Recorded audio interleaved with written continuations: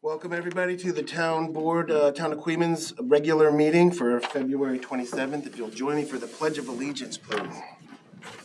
I pledge allegiance to the flag of the United States of America and to the republic for which it stands, one nation, under God, indivisible, with liberty and justice for all.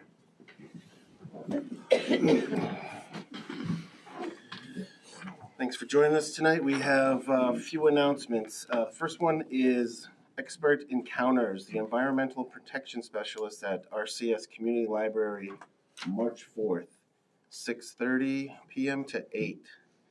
RCS High School drama production of Mean Girls is at the RCS High School Auditorium, March 7th and 8th from 7 p.m. and the 9th at 2 p.m. Harlem Wizards versus RCS staff basketball game is at the RCS Auditorium the 18th of March from 6 o'clock to 9 o'clock at night. And I would like to read the state of the town, speak about this administration's approach to aligning the town of Queens with its history, its comprehensive plan, and its economy in order to foster sustainable growth. Every decision we make is guided by the rule of law here and to ensure fairness, consistency, and accountability. There's no special privileges, just good governance. Before I discuss our progress, though, I want to take a moment to express my sincere gratitude to the people who make Queens a strong and vibrant community. To my fellow town officials, your leadership and dedication help our town forward. And to our first responders, our police officers, firefighters, and emergency medical personnel, your service and sacrifice do not go unnoticed. We are deeply grateful for the safety and security you provide. And to our local business owners, educators, and community volunteers, your hard work and commitment make Queens a great place to live, work, and raise a family. And to our county and state representatives, your advocacy helps secure resources and opportunities for our community. And most importantly, to the residents of Queens, we thank you for your engagement, your passion, and your trust. It is an honor to serve you, and I look forward to continuing our work together for a secure future. This evening, though, I not only want to share the state of the town, but illustrate the strategic plan that got us here. And this is a plan that was created with the help of all the people I just thanked. It's not a one-man show, and it takes all of us to envision our town's progress. I'd also like to thank the board members before us and the work it took to create the Town of Queens Comprehensive Plan. The comp plan was and is our guide moving forward. And it mentions specific liabilities, poor self-perception of townspeople, and this is the order that they're in the comp plan, lack of planning and vision, lack of cooperation between the village and town. And this guided us for the first issues that needed to be addressed immediately. And the first issue is strengthening communication to build community. And the challenge was lack of coordinated communication with the village, RCS district, local business, and residents. And our solution was opening the lines of communications with all these entities to foster collaboration, cooperation, to secure resources and mitigate liabilities. The practical execution and results of that were a newly designed Town of Queens website to improve accessibility to town government and further transparency. Collaboration with the village. The town and village residents now share the village pool, strengthening our sense of community. The revival of old traditions together in the Friendship Festival and Christmas Parade. Improved negotiations, water and sewer discussions that progress smoothly and respectfully. Collaboration with RCS District, our volunteer forum in partnership with RCS students and parents to support and discuss community initiatives was a great success. In the Discovery Camp program, youth employment was secured in the budget with community support. The outcome of all this, the town of Queens now operates at a higher capacity thanks to our restored and strengthened relationships and communications with our neighbors. In coordination with issue number 1, we had to address issue number 2, focus spending and improve fiscal planning. The challenge was the town budget needed to be secured with proactive strategic planning and correct the overestimation in budget lines to free up funds. Our solution was to conduct a full review of previous financial spending to cut waste and correct mistakes. What that meant practically is reverse the Hillcrest purchase. The town reversed this plan to relocate Town Hall in an impractical location and building, saving millions of dollars in recovering $10,000 in contractual fees. The Long Energy appeal. This avoidable lawsuit wasted nearly $100,000 in taxpayer money. Moreover, the town had to defend itself from a demand to pay attorney's fees, wasting more taxpayer dollars. We also probed into an alleged unlawful contracts. Questionable agreements were scrutinized to be judged on legal merits to protect town resources. The outcome of this was, by eliminating these financial pitfalls, we prevented our town from sinking into financial instability and unnecessary division.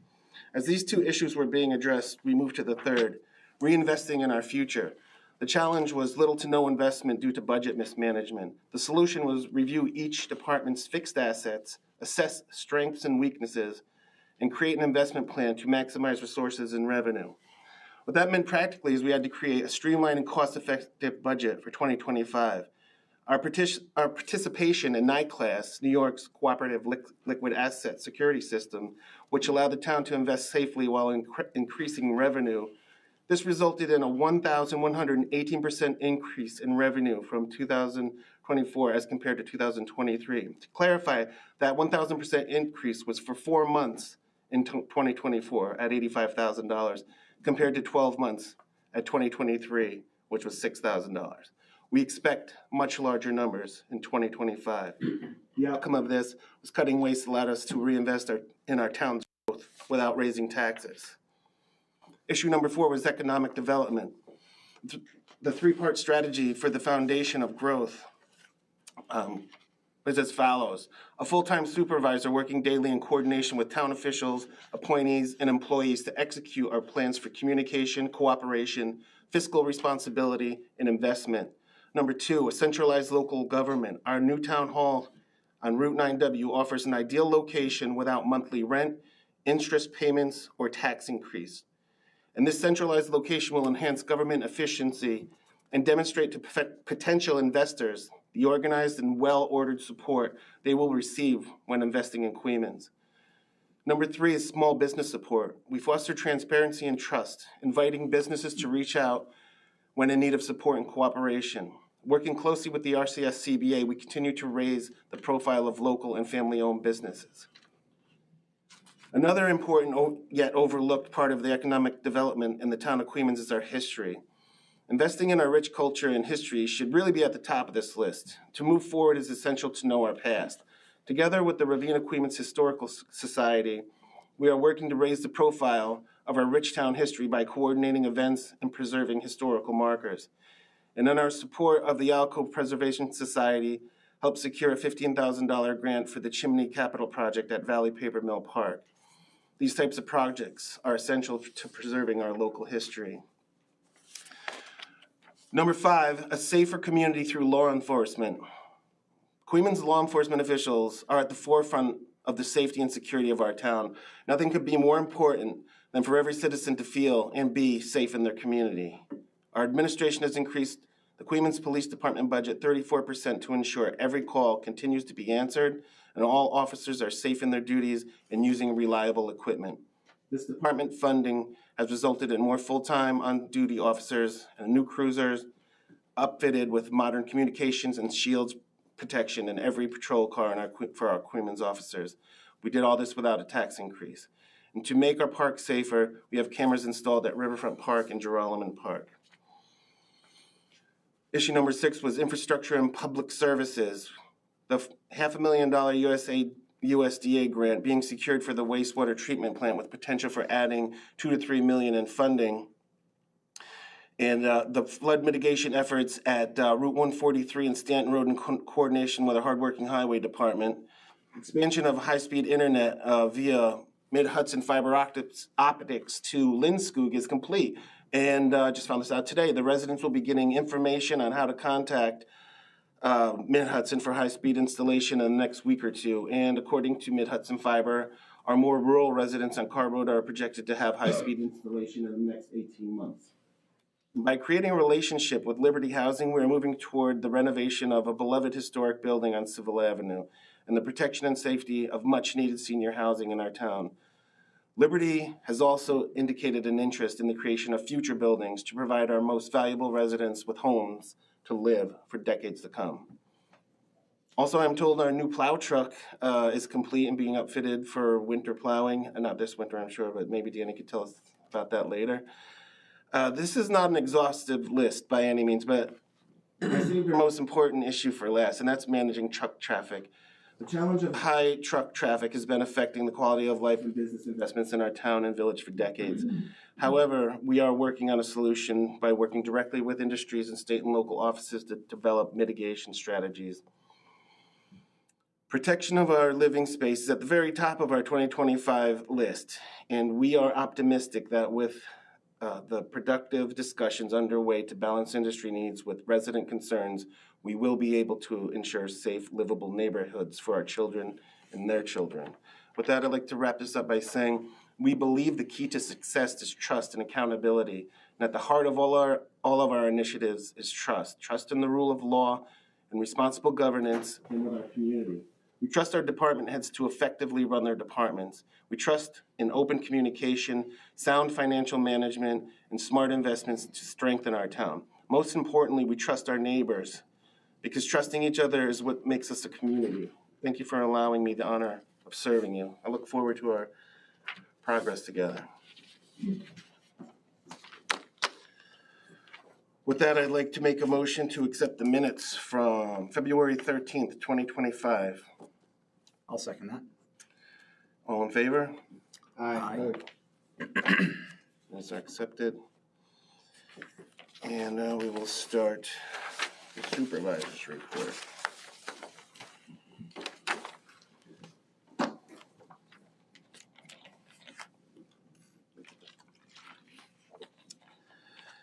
General fund balance forward, $170,159.59. Receipts of $3,638,015.43. Disbursements $3,587,389.93. Balance of $220,785.09. Night class earned interest $8,288.51. Consolidated fund $647.52 balance forward. Receipts of $232,233.44. Disbursements of $632,229.02. A balance of $651.94. Part town fund $14,080.92 in balance forward. The receipts of $100,377.08. Disbursements of $35,144.88. Balance of $79,313.12. Earned interest of $5,966.58. Highway part town $232,228.21. Receipts of $131.47. Disbursements of $106,299.61. Balance of $126,060.07. Earned interest of $1,284.27. Highway town-wide balance forward negative $2,240.29. Receipts of $10,000.06. No disbursements, or a balance of $7,759.37. Earned interest of $153.06. Sewer, $11,265.06 as a balance forward. Receipts of $232,427.48. Disbursements of $69,914.03. Balance of $173,778.51. Earned interest of $820.84. Trust and agency balance forward $104,538.94. Receipts of $280,575.91. Disbursements of $366,562.77. Balance of $18,552.11. No police forfeitures recorded. Capital projects, balance forward $4,360.76. Receipts of 7 cents. No disbursements. A balance of $4,360.83. Earned interest $112.93. Section 8 HUD. Balance forward of $770.11, receipts of $63,543.10, disbursements of $56,238, and a balance of $8,075.21. Total reconciled balances, $639,336.65.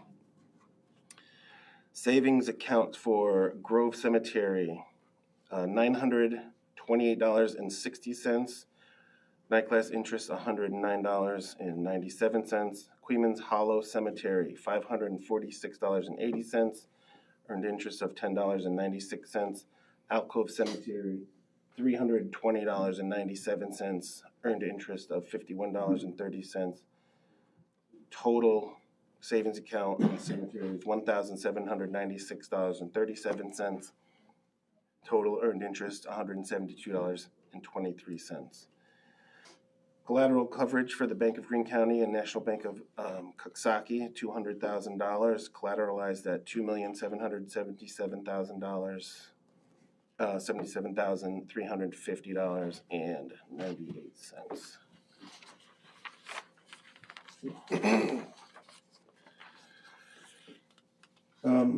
Night class report has withdrawals of Part Town B, $100,000, DA fund, $10,000, sewer, $100,000 for a total of $210,000, and deposits of $3,200,000. I'd like to make a motion to accept the supervisor's report for the record. I'll second that. Discussion? A couple of things, Supervisor. So the supervisor's report that I have in front of me, it has a stamp of Town of Queens received by the Supervisor's Office February 10, 2025. It says it was prepared on February 11, 2025. Can you just explain to me the stamp? What's the stamp and why was it stamped before it was prepared? I'll have to get an answer for you on that because I don't know. Prepared by RB on the 11th. Okay. Another question I have is why was the balance forward for highway townwide negative $2,240.29? It was probably recorded in the journal as that, and the receipts of $10,000 to cover that was put in to bring the balance to $7,759.77. But as of January 1st, 2025, the balance was negative $2,240.29. As of January 1st. Right. Because it's I balanced think it would forward. have been, right. So we're carrying the balance from December 31st. So your question is why was it negative? Yeah. Okay. Because I don't ever want my personal accounts in the negative. I certainly don't want town taxpayer monies in the negative. So I'm just curious as to why that is. Okay. I'll contact the business office manager. Oh, she was here. She's not still here? No. Okay. So you don't know as the chief fiscal officer? No, that's a business manager question. With regards to night class, can you just explain the withdrawals? The withdrawals are to, and you can see from the supervisor's report, to bring the money into the accounts where they're needed. So Okay, townwide. so accounts were being depleted and you pulled money from night class to make sure that there was money in the accounts. No, yeah, the money that was invested, when the accounts need money to come from them, we move the money. So that's why townwide had the $10,000 moved to it. You can see on the night class report, it's the same as the supervisor's report. Okay. Was it just not pulled quick enough, maybe? Is that why it was negative? I mean, I see we put $10,000, took 10,000 from night class and put it into town-wide to cover the short of 2240, but maybe it just wasn't pulled quick enough. Yeah, it's not negative in the bank account. Okay. It's negative in her records, and when she sees that, she knows that we need, that's the money that she sees that we were going to need, and then she pulls the funds. Well, So actually, I have to do When you talk about her records, business- you're talking about business manager's manager. ledger. Right. So her ledger was showing negative $2,204.29. So the decision was It made was to showing pull. that those bills that added up to $2,240.29 were coming, so that we had to put money in there. So you pulled the 10,000 from night class to ensure that there was money in there sufficient to pay the bills. Correct. They all have their own bank account, all of these. Right.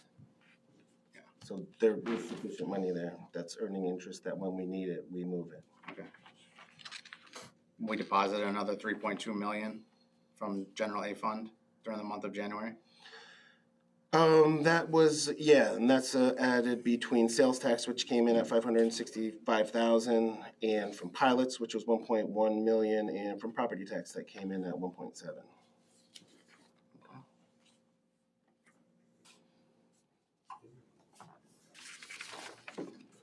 Any further discussion?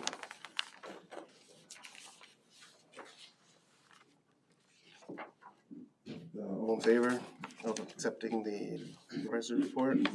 Aye. Aye. Councilors, like to read the clerk's report? Town clerk's report for January of 2025, in the A fund, a total of $455.77 was handed over to the supervisor. In the B fund was a total of $727.50.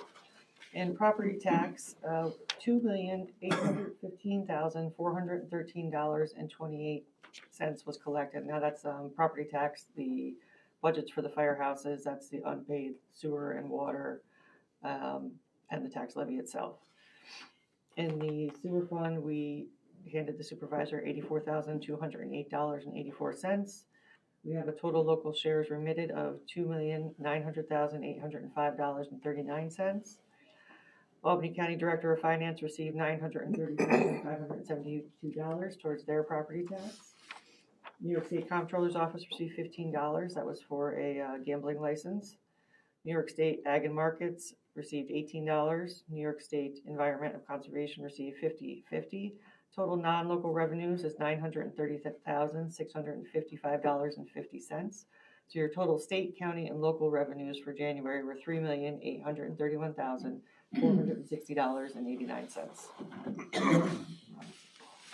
Make a motion to accept the town clerk's January 2025 report as submitted. Second. Any discussion? All in favor? Aye. Chief, take it away. Sure, thanks. The Cleveland Town Police Department for the month of January, the police department responded to 490 calls for service, resulting in 26 criminal arrests for the month. There were 171 traffic stops. We issued 131 traffic tickets. There were no arrests for DWI this month, or last month, I should say. There were 7 automobile accidents that we investigated. We prepared a snapshot of activity that we're going to post on the website from now on. It's a quick one-page snapshot which summarizes the activity for the prior month for the public's information. You should be looking for that. And on ongoing matters, we had a new part-time officer start, Officer Davis, sworn in on the 21st of January, and we also sent a new full-time officer to full-time training at the Zone 5 Academy beginning on January 31st. So we're excited about getting him through the academy and back to the town. And the last thing I'd like to say about, it's happened this month, but I mean, it's important to mention that one of the officers in our department suffered a kind of a catastrophic loss of a home, and the town responded in a way that few towns do, I think. Before the fire was out, a local business had provided temporary lodging immediately. A GoFundMe page was set up with the help of the town clerk, And the town responded in a significant donation for this family. I'm happy to report the family's got a new place, new lodging to rent for the next year or so until they figure things out. And so I wanted to thank everybody and for the department and the town board and everyone that donated. There was a lot of significant help from the Selkirk Fire Department on a clothing drive. Some local businesses are still going to have some other activities for fundraising, so it's been an all-out effort, and it's a pretty good thing to see. Thanks, Chief. Great. Make a motion to accept the police department report. I'll second that. Any discussion? All in favor? Aye. Report's accepted. Hey, Jason. Welcome. Good evening, everyone. January monthly report for 2025. Permits issued, 5. Certificates of occupancy or compliance were 6. 4 operating permits were issued. We had 3 fire incident notifications that month. Fire inspections on multi-dwellings, we had 1. Fire inspections on commercial buildings were 5. Fire inspections on vacant buildings were 9. Building complaints were 4. Building inspections were 32. We had 1 permit renewal. 1 junkyard permit was issued. Building fees for the month were $387.50. We have 1 special use permit. Planning fees were $100. We had 1 property search, and miscellaneous fees were $100.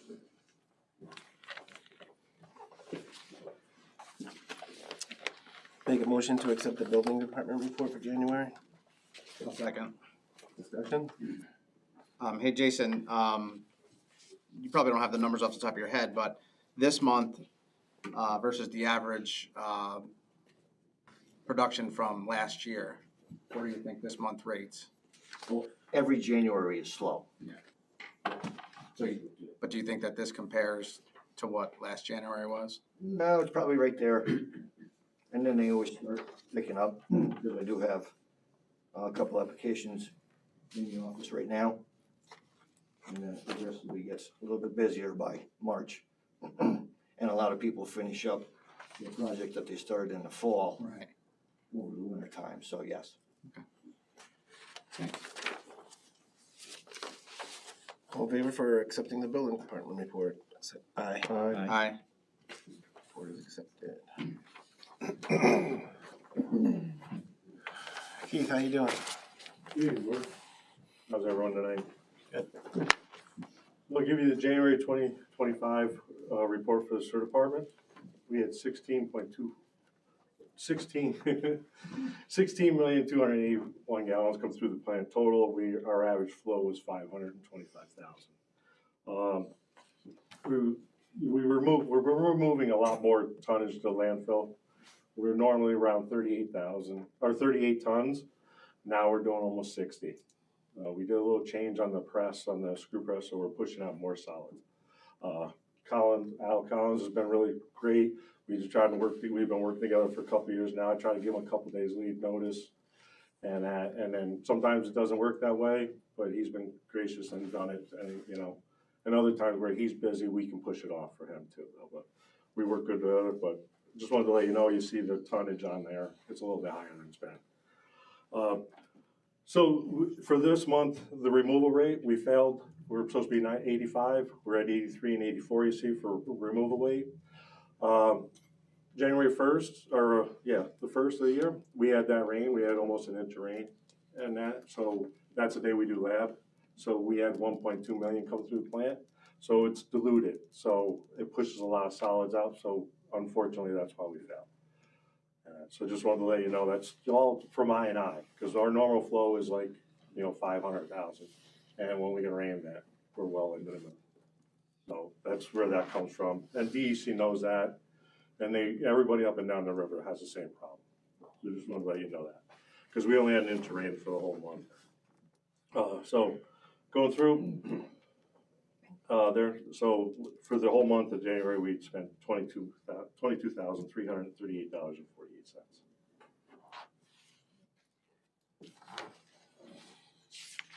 Leach aid, we're not doing anything, it's closed for the winter right now. We're working, as anybody know what's gonna happen, like, just with this rain and everything and the snow. Still worried about the pump stations and also what we were gonna do about the UV system.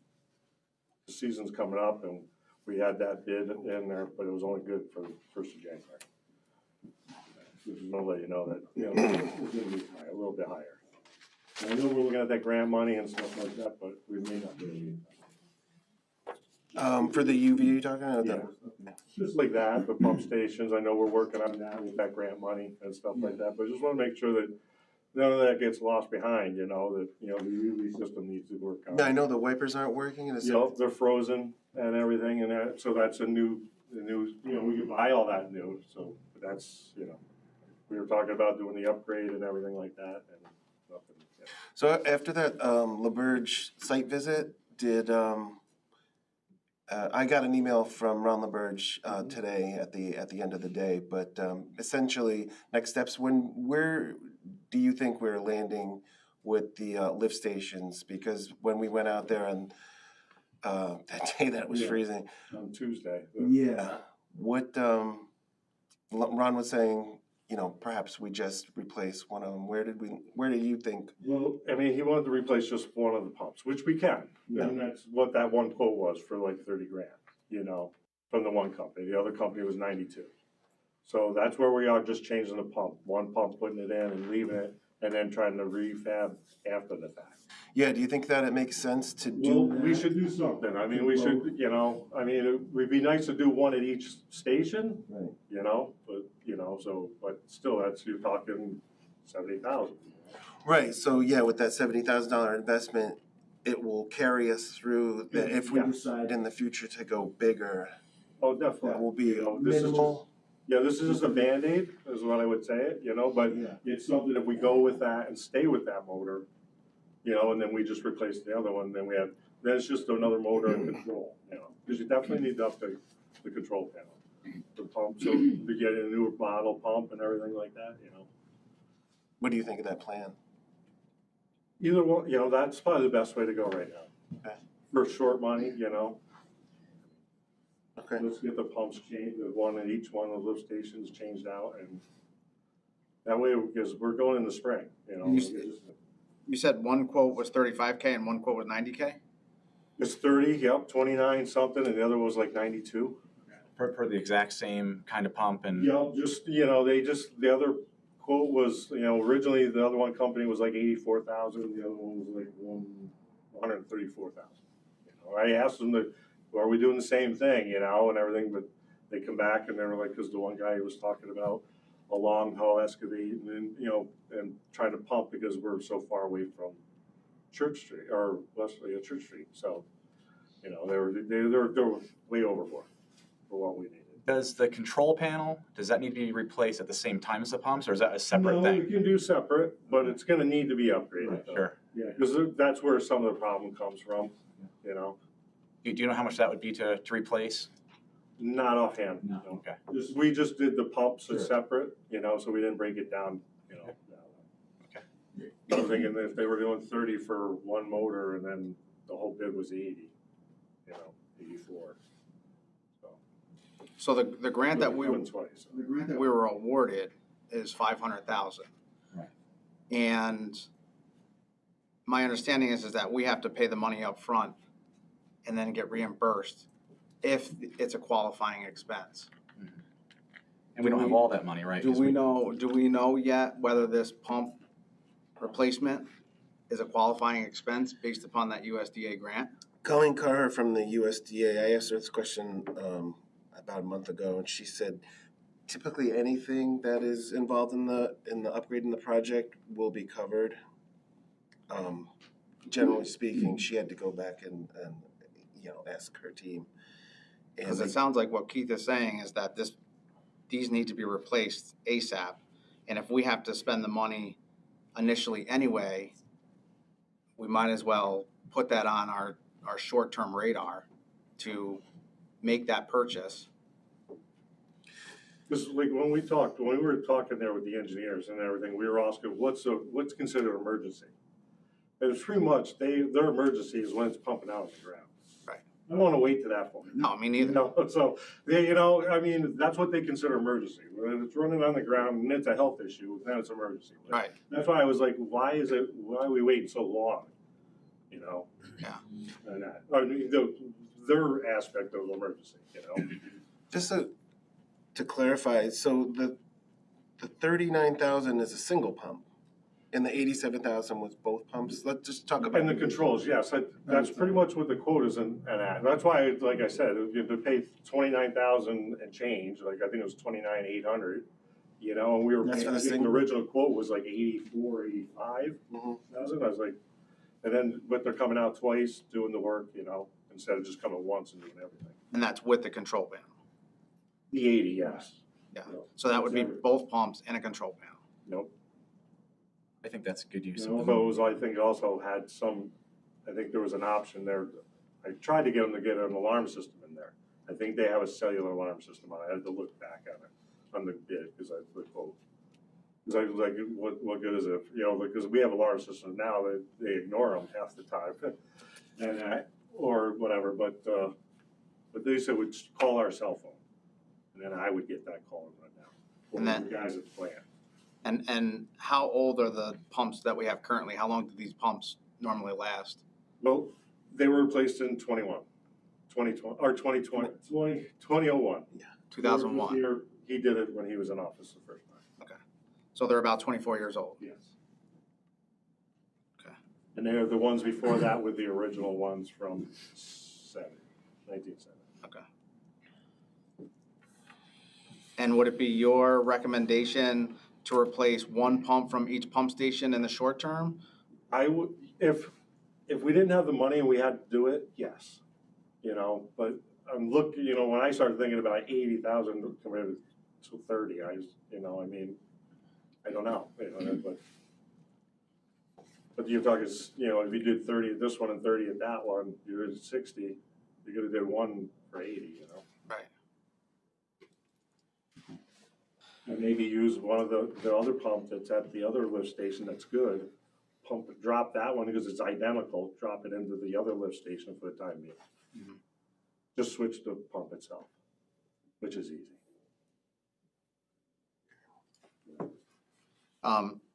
Tell me about the INI failure that we had in January due to the 1 inch of rain. Are we fined for that? Is there? No.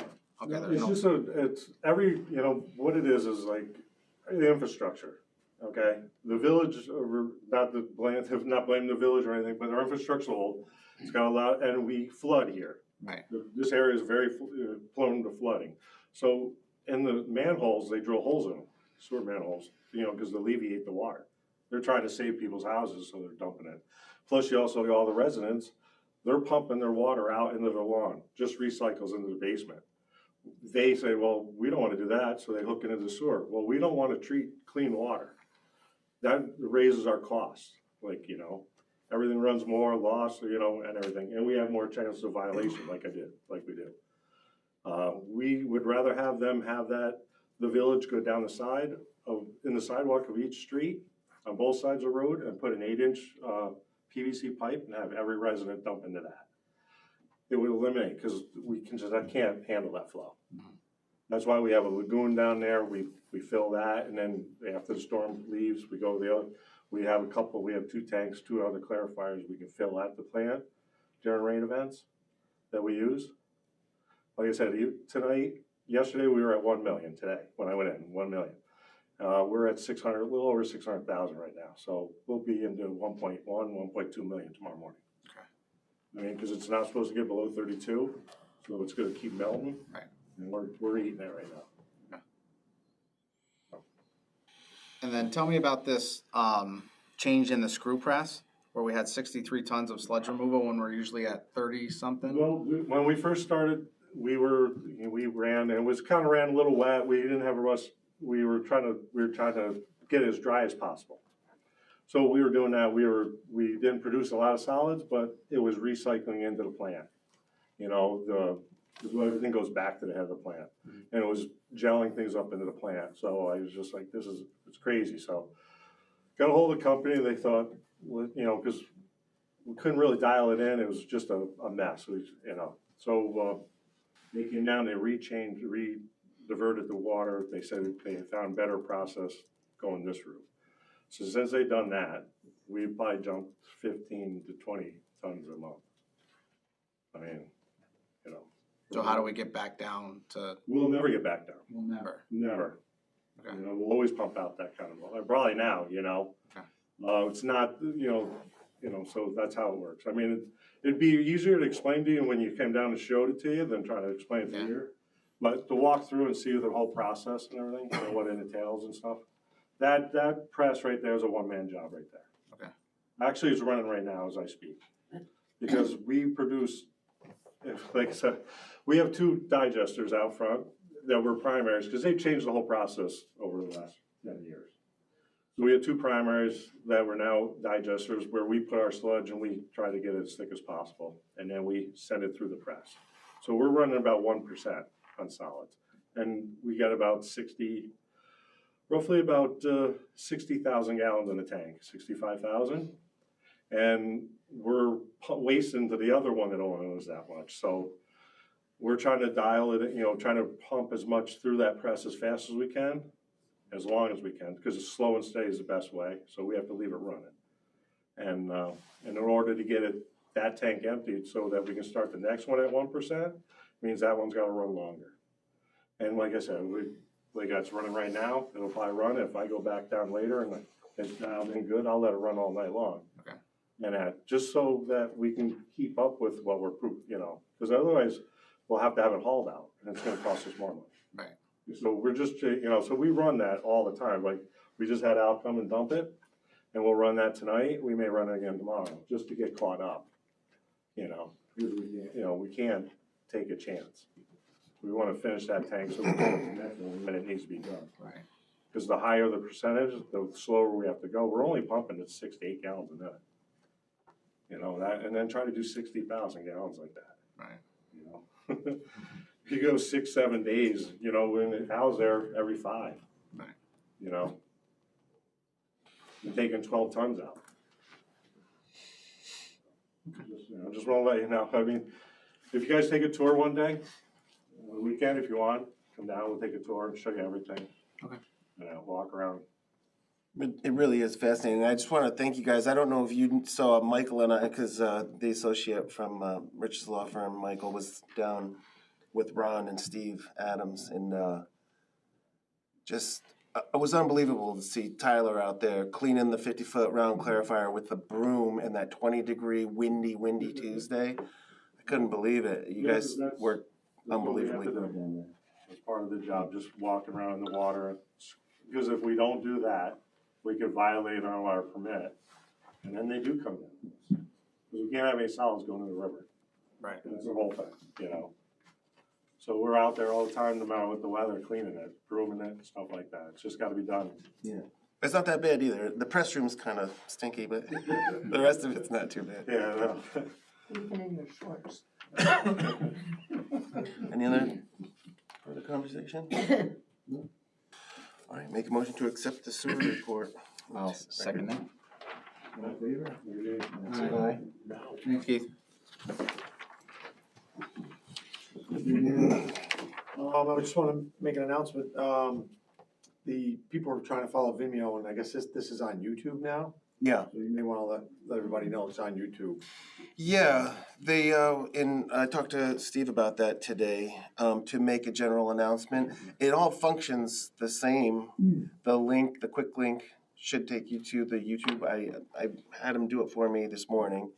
And instead of Vimeo, it's just YouTube. And Yeah, there's there's people that reach out to me and say, hey, I can't find the meeting, it's not Vimeo, and I'm like, so I went back there and they said YouTube, so I Yeah. didn't know about it, but just letting you know. It should, when you go to quick links on the homepage on the right, for meetings, it should take you right to it. Okay. So from here forward, it's on YouTube, so that's a good thing. That's a $780 savings annually. Good evening, everyone. This is the highway report for the month of January 2025. kind of a small report, because as you guys know, we've just been busy clearing roads and fixing trucks. During the month, we had 7 snow events in the month of January, where we were out salting and plowing. In between the storms, we try to haul salt in, and, you know, when we can, just to keep our stockpiles up. One thing I want to talk about, the salt shortage. 3 years ago, myself and Supervisor McHugh met with Appalachia representatives and Carver representatives, and it just kind of made sense, right? They're in our town, right? So we went down there, we had a nice meeting, and we said, look, we want to make sure that we have salt. You know, we want to be that customer. And if you guys watch it on the news, everybody's out, and I have other municipalities trying to get salt, and they will not sell to any new customers. So I'm glad that they're here. I'm glad that Carver's here and Appalachia, and the relationship that we created, because we wouldn't be smiling if we were out of salt right now. So we do have plenty of salt, no issues. I'm sure you guys see the vouchers coming through. We are buying it. So, and again, that also, we save it, and that gets us, starts the next year. That starts November, December next year. So you think it's a lot of money, but that gets us going next year. So, but yeah, kudos to the supervisor then, because like I said, that relationship was huge, and we have no issues to like some people do. During the month, we hit 2 mailboxes with the wing plows. Again, it's another thing that, you know, we all plow. You're in the truck by yourself. You got 11-foot front plow, you have 11-foot wing plow. So you have 22 feet of plow. Our roads are generally 22 feet wide. So as you're plowing, and there's all kinds of stuff going on in the cab. If you veer off for 1 second, bing, you get a mailbox. If a car's coming and you don't stop, bing, you get a mailbox. So it's very easy to do. The guys are doing really good at it. A couple of years ago, we had a lot of them, but they've been doing good. So when we hit them, we go out and we replace them, no problem, because it's our fault. And the people are very, you know, appreciative that we're doing that. So if anybody calls, you know, they'll call your office, they'll call Candace, you know, just let me know, we'll take care of it. In the garage, truck 16, it's a 2019 truck. It has electronic hydraulic clutch. This is twice now that clutch went bad. It's an $800 clutch. I don't know if it's the best system, but it's what we have. It's what we got to work with. We took it all out. We took the dry shaft out, changed the U-joints at the same time, put it back together, no issues. I sent you guys emails on C5 with the fuel pump leak. Danny Poulin, we took it all apart. We got it back together. No issues there. We're gonna have to buy a fuel pump for that truck. It's probably $3,000 or $4,000 bill, but we're trying to nurse it along. So right now we're good. I also have some good news and some not so good news. The 4-wheel drive unit, we did get back together. Danny, Brian, and Connor, and the deputy they were working very hard on securing the parts. It took about 4 days to do that work, but we did get it back together, so that truck is fully functioning, right around $6,000, so it's not terrible, but it is back up and running. So the not so good news, I think your ears must have been ringing. Our new truck chassis has been built, and it is at the Tenco manufacturer. However, there's 120 trucks in front of it. So I got a call today. Next March of 2026, we'll be lucky if we see it. So you guys got plenty of time to figure out how we're gonna pay for it. So we'll keep moving along on that front. And again, as you guys know, after every storm, everybody's servicing their trucks, and the loader's getting ready for the next one. Nothing to report on the town halls, knock on wood. The heat's been working good, and no issues there. And we've had 2 rentals at Drellman Park for Frisbee golf parties and stuff, so all good there. Okay. Questions, comments, concerns? Yeah, I'd like to circle back to our site visit. We started at the Riverview lift station, and standing there, and on that day, It was incredible. Those trucks never stopped. It actually took our attention at some point. They were from all over the state. That saved the state's bacon. They were coming from everywhere, and they were all going north. Nobody went through Main Street, and the trucks never stopped. So I'll share a little history on that. So the state, and I think the governor's taking a beating, and I don't think it's necessary. They're really pushing to buy local products in New York State, which I think everybody would agree, I think it's a good thing. American Rock Salt won the bid for the state, and they're located in Geneva, New York. And so they gave us a price, we all signed up. I ordered 500 tons. It got delivered, however, it was delivered in the rain. And the salt, when it gets wet and then dries, it turns into chunks. We did use the 500 tons. We had nothing but problems. So I contacted Appalachia and he said, absolutely, come on down. He gave it to me for 15 cents over what the state bid was for American Rock Salt. American Rock Salt had the bid for the whole entire state, and they simply just fell in their face and they could not meet the demands and meet their orders. That's why you see 300-400 trucks down Appalachia. That salt is imported and it's stored indoors, so it's very, very nice material. It's super good. There's no chunks, there's no foreign material, and it works. So that's some of the, if you see on the news all that jibber jab about the salt, that's kind of what happened. And I think Kathy Hochul's taking a beating. I don't think it's necessary. American Rock Salt's really the one that fell in her face. So. Do we have a salt shed? We do, yeah, at Jarvis Road landfill. Oh. Yes, yep. We have some mix and we have some straight salt there, so. Okay. All right, any further questions? Okay. Thank you. You're welcome, thank you. The Highway Department report, I'll second that. all in favor? Aye.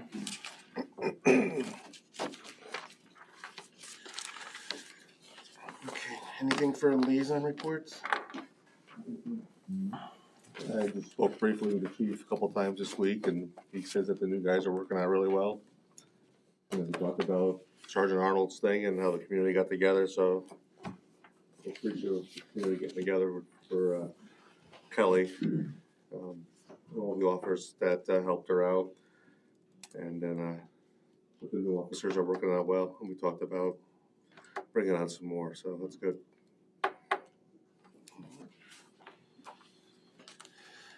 Okay, moving on to new business, Fink Water Cooperation. Karen, are you here? Good evening. Hey, Karen.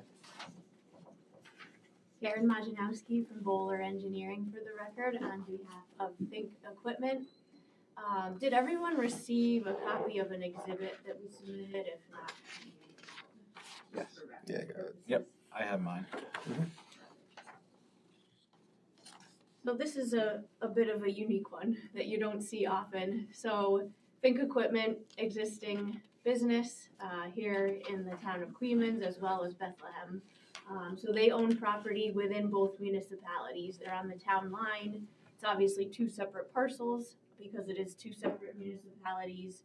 They have their existing business, if you're familiar with it, on the edge of Bethlehem, and just recently built a project that we helped design the site civil work for approximately 19,000 square feet in their parcel within this town that adjoins the parcel within Bethlehem. So their business within Bethlehem has municipal water.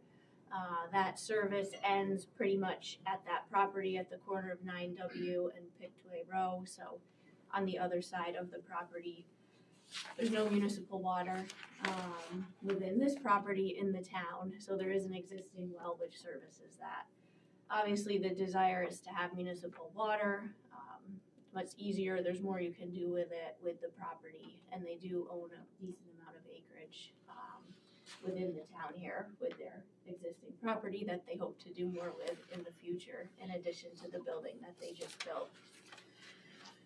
So what they'd like to pursue is a municipal water connection to hook up this property in Cleveland's to that municipal water, which is provided by the town of Bethlehem.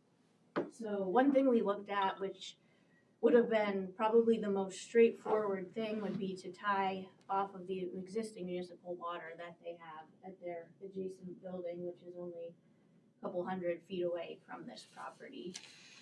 We met with the Bethlehem Water Department initially, and that wasn't a configuration that they were going to be agreeable to or to allow.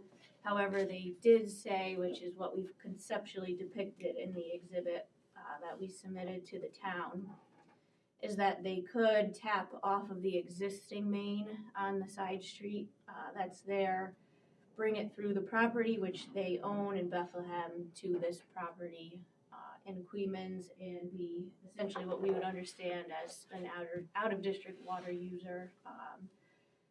Probably comes with higher rates, we'd have to pay and things like that to use the water, not being within the municipality. But again, it would provide more options for this parcel and would be more desirable to have that water connection as they do today on their other property.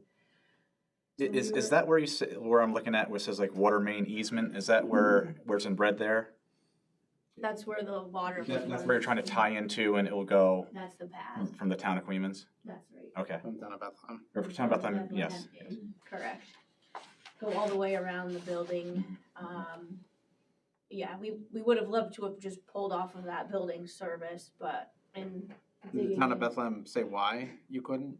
Just tie off of that building? Why they didn't wanna go that route? So they wanna just keep everything separate and have a separate meter, Okay, makes sense. just to track it that way, so unfortunately that's where we landed. So the water then is coming from the town of Bethlehem, we're tying into the town of Bethlehem line, and we're just running our line from their main all the way to the back building there? That's all that's happening? And this would all be done by the owner, but Sure, yes, that's right, what's happening right. to Bethlehem. Okay.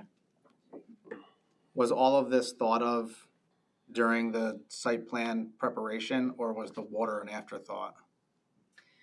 So for the initial site plan preparation, there's, more buildings that are planned with the timeline of the initial building that was built. The well can service it, because there's not a lot of employees. It's not a public use. It's an industrial office space. So it was thought of, it's just, it's gonna take time.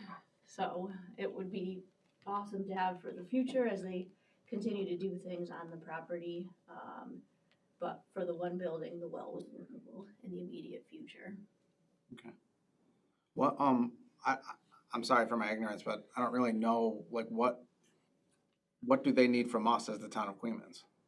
Yeah, I guess, I had that same question for the water department. Are there particular documents that they want? Are there agreements that they can submit to us for us to take a look at? So it's our understanding in meeting with them initially, they're going to need engineering design, a report from us, an engineering report. So that will furnish all of that. At the end of the day, it seemed easiest to work with them directly. But we were told that all communication has to come from this town to them. So we'll do all the legwork.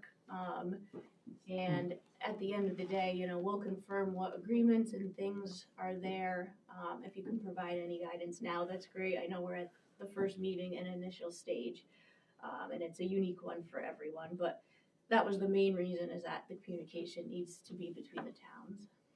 You want it to be municipal Is there a particular contact you have over there? Village? I can provide If that. you, I know, but and the you could water email it, and, belongs to the village. I can then just reach out and. This is I town of just wanna be Bethlehem. Sure, we're going to produce what they're looking for from their perspective. And just, there was a discussion about the town of Queens line, so the entirety of the blue line coming from the existing main in Bethlehem to the new building, that would be a lateral, right? That's gonna be, That's a lateral, not that's a owned main. by The you, blue. right? So we don't have to. That's right, Okay. that's a lateral.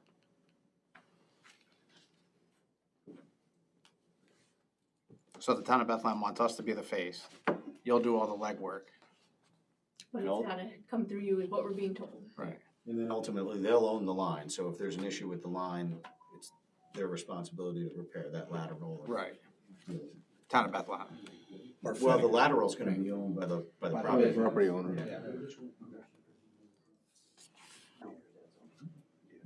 Yeah. Any further questions? So if the board is generally receptive to it, then I can reach out to the town of Bethlehem see what they want. And, pull together some more formal documents for you to consider. Absolutely.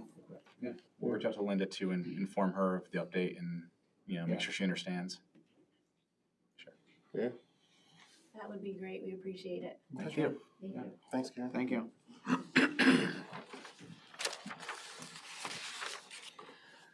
Okay, that takes us to resolutions.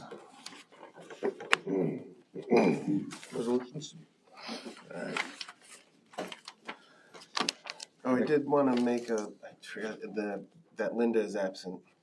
Linda Bruno, Councilperson Bruno is not here. That Councilmember Hoteling offer the following resolution and move its adoption. Whereas the town of Queens Police Department continues to seek qualified police officers with specialized skills to address the needs of the department. And whereas a part-time position within the department exists for a skilled detective in order to assist with the management and processing of case investigations, evidence and training needed for court presentations, prosecutions, evidence destruction, and the furtherance in criminal cases. Now therefore be it resolved that the Town Board of Queens does hereby authorize the hiring of James Cross as part-time detective for the Town of Queens Police Department. I'll second that. Discussion? Chief, what is the pay gonna be for that? Well, our contract now is spelled out where the top step is at 5 years, so Detective Cross is exceeding that, so it'll be top pay, plus $1 an hour for the detective's position. Okay. I think it's in the vicinity of 35 an hour. I think it's a good grab Yeah. for having Jimmy come on. Like I said, we had a discussion about this. I remember Jimmy being a dispatcher with me back in the late 80s, early 90s, and watching him, and working with him in my old job and all that, so. The Detective Cross is coming from the town of Bethlehem, where he's a detective supervisor, and so his expertise in getting things squared away is gonna be very valuable to us. Further discussion? All in favor? Aye.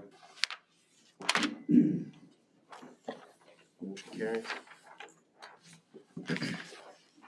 I, Councilmember Stott, offering the following resolution and moves adoption. Whereas the Town Board of the Town of Queens has retained MJ Engineering, Architecture, Landscape, Architecture and Land Surveying, PC, MJ Engineering. Oh, Mike, hang on a second. Oh. Should, let's have a discussion before we read Okay. these. Because we had a pretty detailed discussion at the workshop meeting. But there were questions and you emailed to both engineering companies where we had a follow-up. And we can just see where we're at with that. Okay. So we're gonna table these? Well, I thought we had that's a good question because I'm not sure how we're gonna vote. No, I think it's since they're both for the same job that we should continue the discussion because we left off at the workshop with about 7 questions. And if we, Right, but I mean, we're not gonna Updating that. proceed with these resolutions then, is what you're saying? I think we could proceed with them once we have a bit of a discussion to follow up from the workshop meeting because there were 7 questions. I just mean tonight, we're not gonna proceed, correct? I wouldn't mind proceeding just to see where we're at with them. But you just halted Mr. Stott from reading the resolution, so I'm just So that we confused. could have further information because there's further information. Right, so you want, we're gonna not present these resolutions tonight. No, we can present them when we're done sharing the new Oh. information. Because we read the emails, we have the information, but the public doesn't. So I understand. they should be brought up to Okay. speed. So you wanna have a discussion on the record tonight, and then we'll proceed. I do. Okay. So Mike, do you have that email from LaBerge where you asked the questions and they were answered? Because they were all out. I do. Oh, by the way, I also wanted to hand this out to everyone. The one question that we had about the language of the police being on it, I had Jim Clark remove. It's virtually the same, it just, he took the police out of it. Got one for the clerk and our attorney also.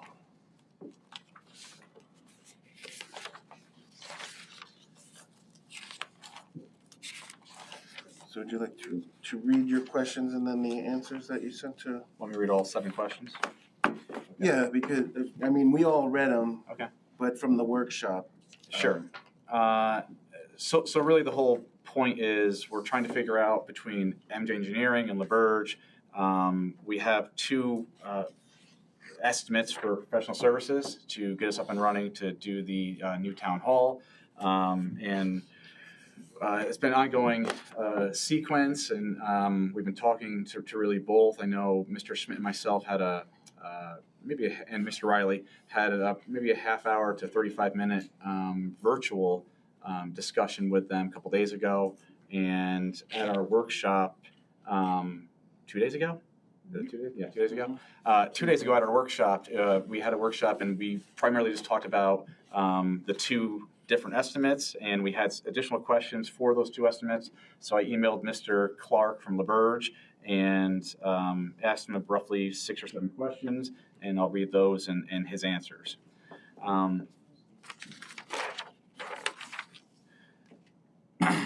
I said, let's see, number 1, I asked him, in the drawing that you received, because both MJ and LaBerge received the same drawing of roughly what we want to do with the building, there's a corridor drawn and highlighted in pink. This was added at some point to allow access to a public bathroom. We were wondering if you were aware of this corridor. He said yes. And if it was into your understanding of what needs to be done in the overall build, he said yes.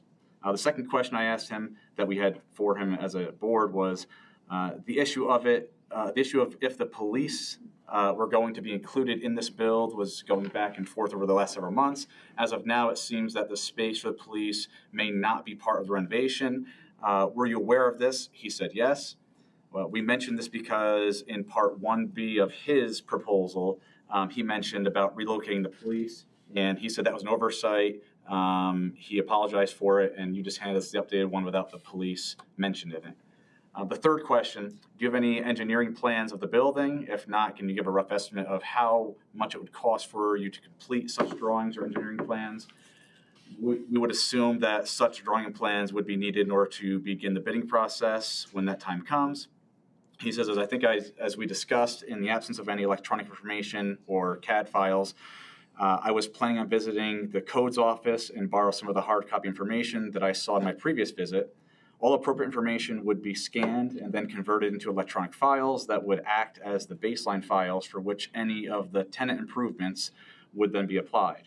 It would be those documents or drawings that would be used to solicit public bids. All of these things just described are included in our proposal, scope, and fee. Such documents might be categorized as drawings or engineering plans. FYI, as we also discussed, electronic information on the building already exists as evident in MJ's feasibility information. The next question we asked was, I said, I know we had discussions that a part of the renovation would be to have new paint and floors to make the building look uniform. In our Steve and I's discussion in the virtual meeting, Mr. Clark had mentioned that the new paint and floors were not part of your scope of services, but would be an easy upfit.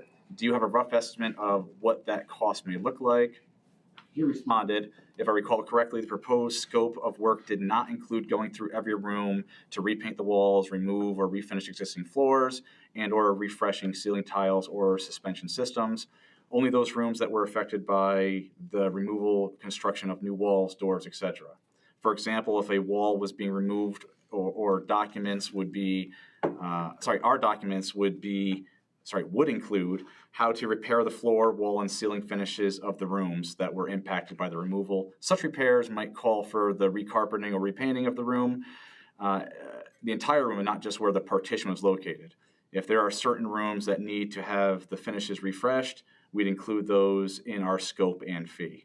These are cosmetic things and can be easily described in bid documents.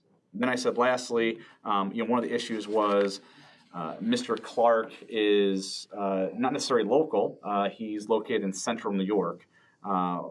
If needed, we said, would there be people available at the Albany office at 4 Computer Drive West for any reason that you could not be reached or available? He said, my cell number is always available 8 a.m. to 9 p.m. daily. If I don't pick up a call, leave a message and I'll return it within 2 hours. I can also, if I can't make a meeting or inspection, then our company has other resources to assist the town in this regard. There is also software like FaceTime, Zoom, et cetera, that can allow for distant connections, participation without being there in person. We hope this information answers your questions, and please contact us if any other questions or need additional information that you require. So that was our questions and his answers.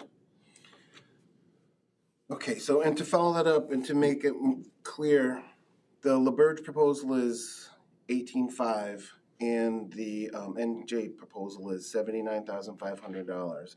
So that's a $61,000 difference. And from what can be gleaned from reading both proposals, they are the same. They have design, they have a bidding process, and they have execution.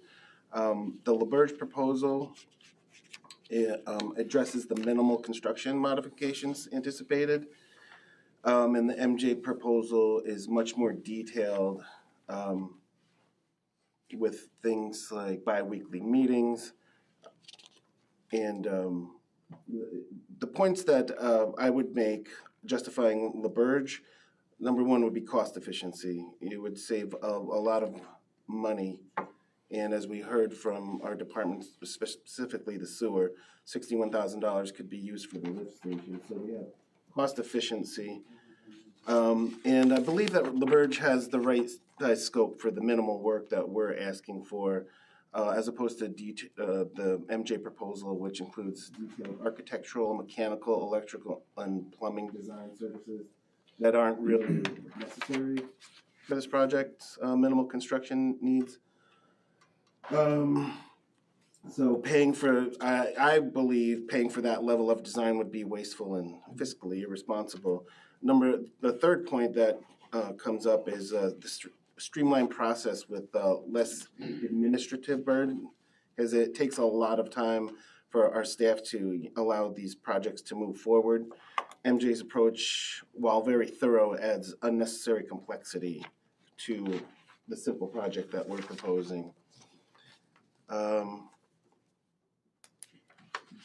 Those are the three major points that I would make for LaBerge, and I would strongly recommend the town board to approve the selection of LaBerge Group for this project due to the minimal scope. It's the best value. There's cost control, practical project management, and as I said before, it's aligned with the project's minimal scope.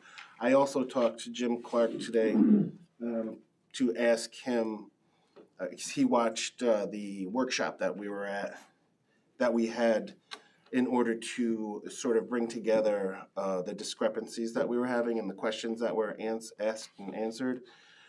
And he clarified this for me because there was a lot of discussion about whether there were going to be plans, designs, and drawings. We were having a problem of those three terms being thrown out.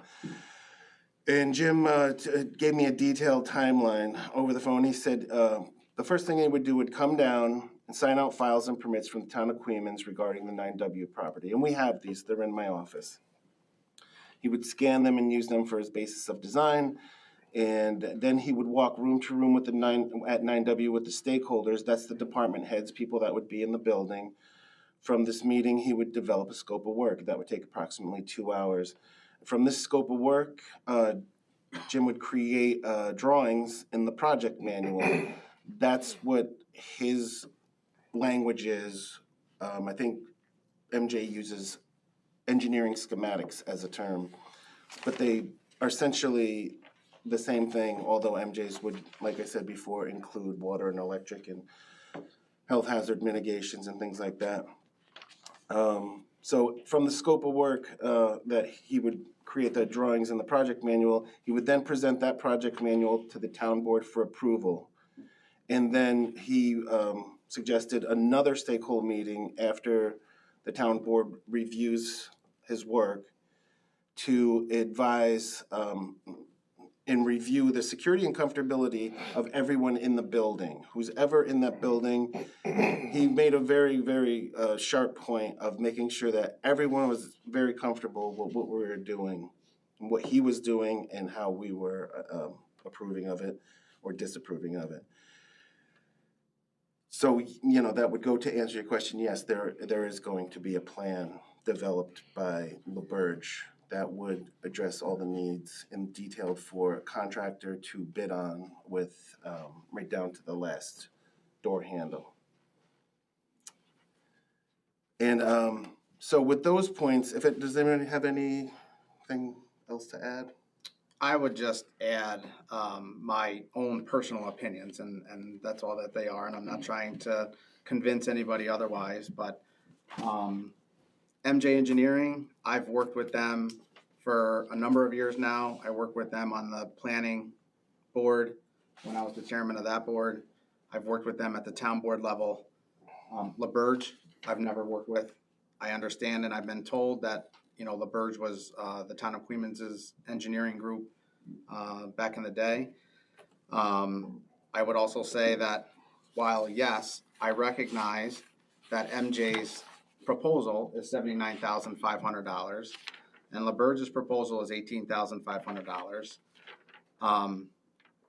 Less expensive isn't always the best.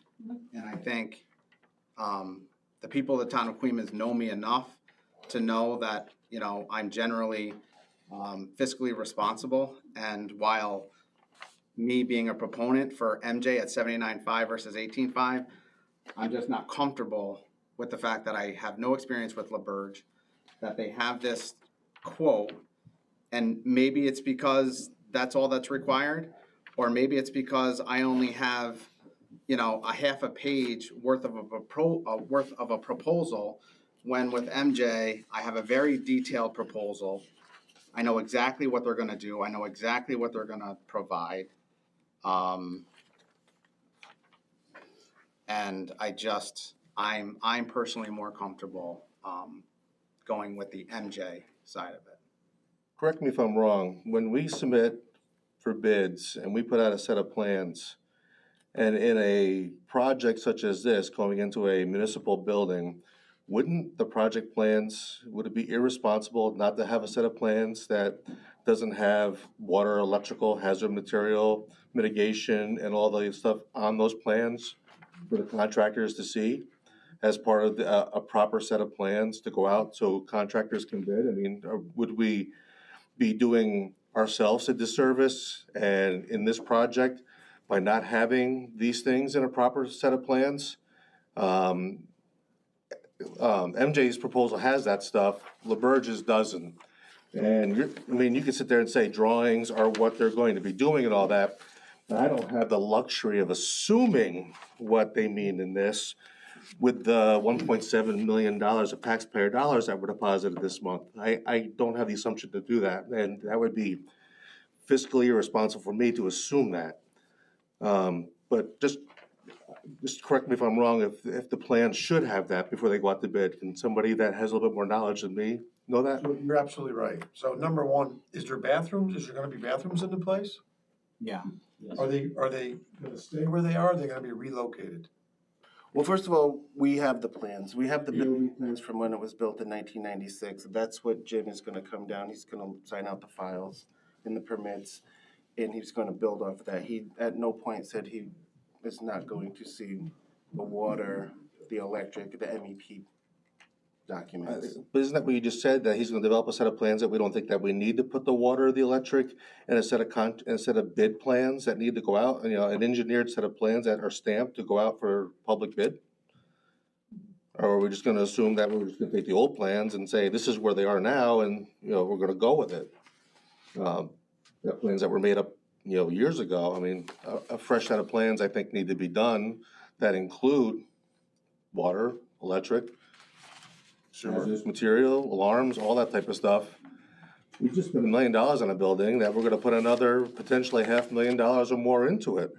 And I just want it done right. And again, I don't have the luxury to assume that this is what he's going to give me or this company is going to give me, based upon a 1.5-page document here. Yeah, I mean, so in all fairness to LaBerge, you know, they say under number 2, prepare project manual for bidding, they say, or Jim says, prepare a project manual consisting of front-end documents, specifications, and drawings to be advertised for public bids.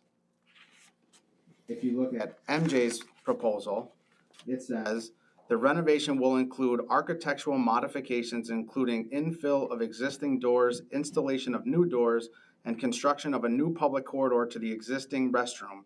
Mechanical, electrical, and plumbing updates will be made to add a fire alarm system, revise existing lighting, and remove existing plumbing fixtures in the proposed offices.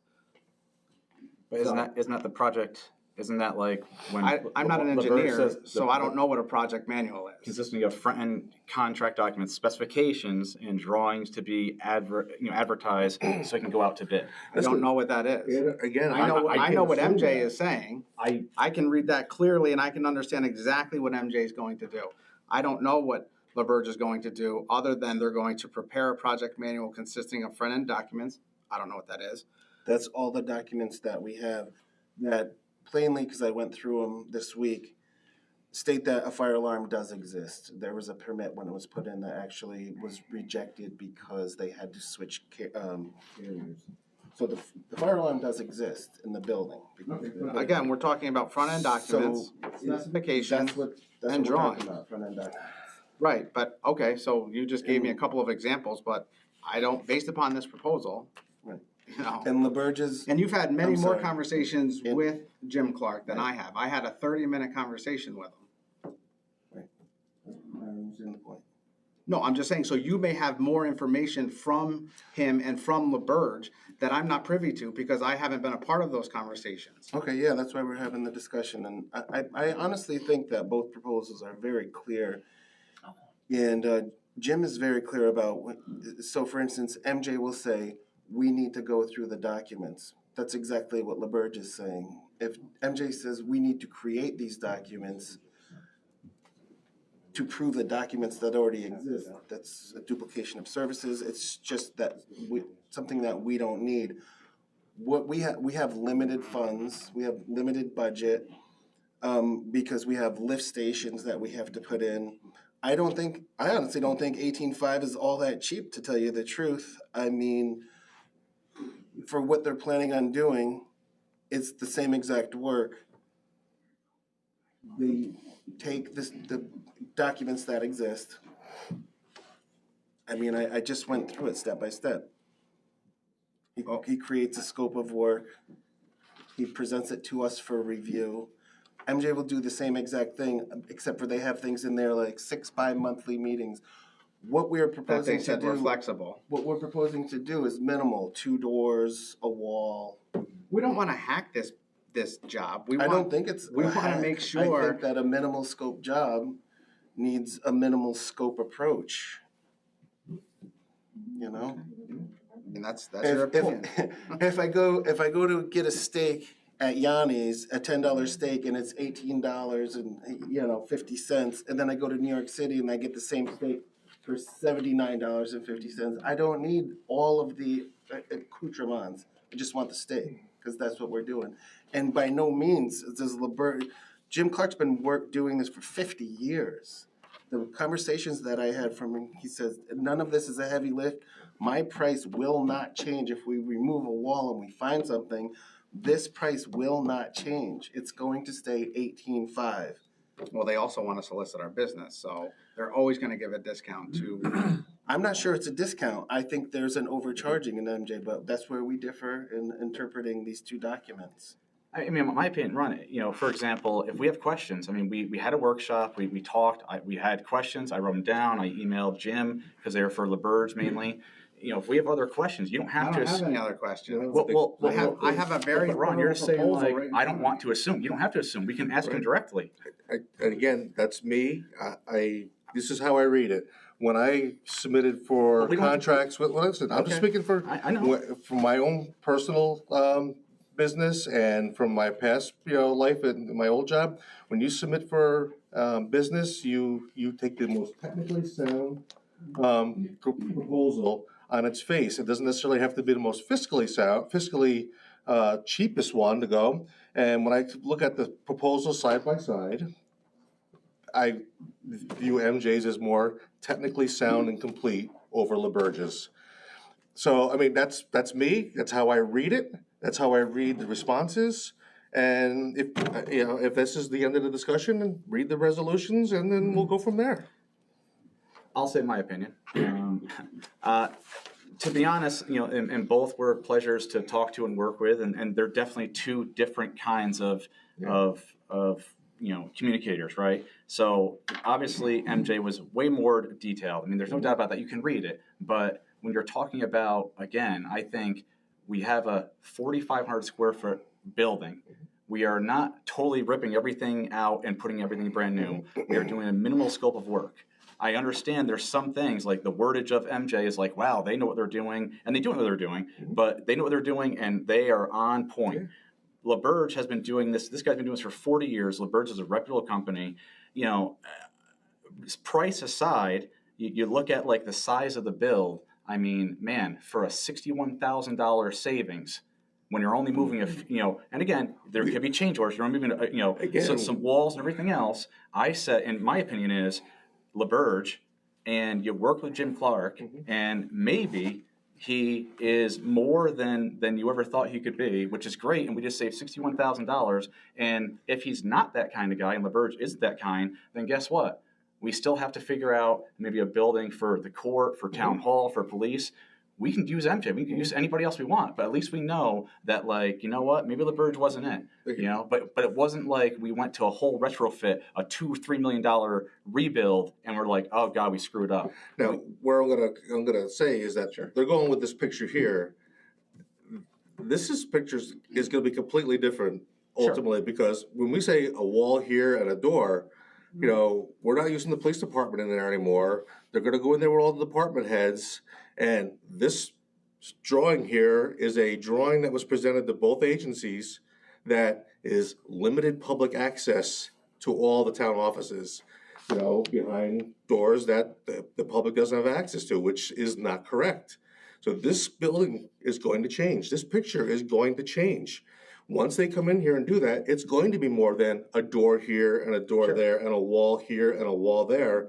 And there's going to be more work involved, and I just believe that in the MJ proposal, it covers all that. In the LaBerge proposal, you're going for bare bones, minimalistic, and I don't want to put out a piece of crap that this public is going to walk into.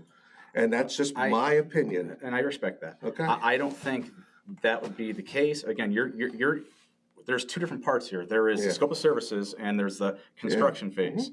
You're right. This diagram is going to change. Yeah. But at the same time, the scope of service is, both MJ and Jim Clark from LaBerge said, "Hey, this is going to be an easy one. This is a small lift." They both said that. They both understand it's a minimalist approach.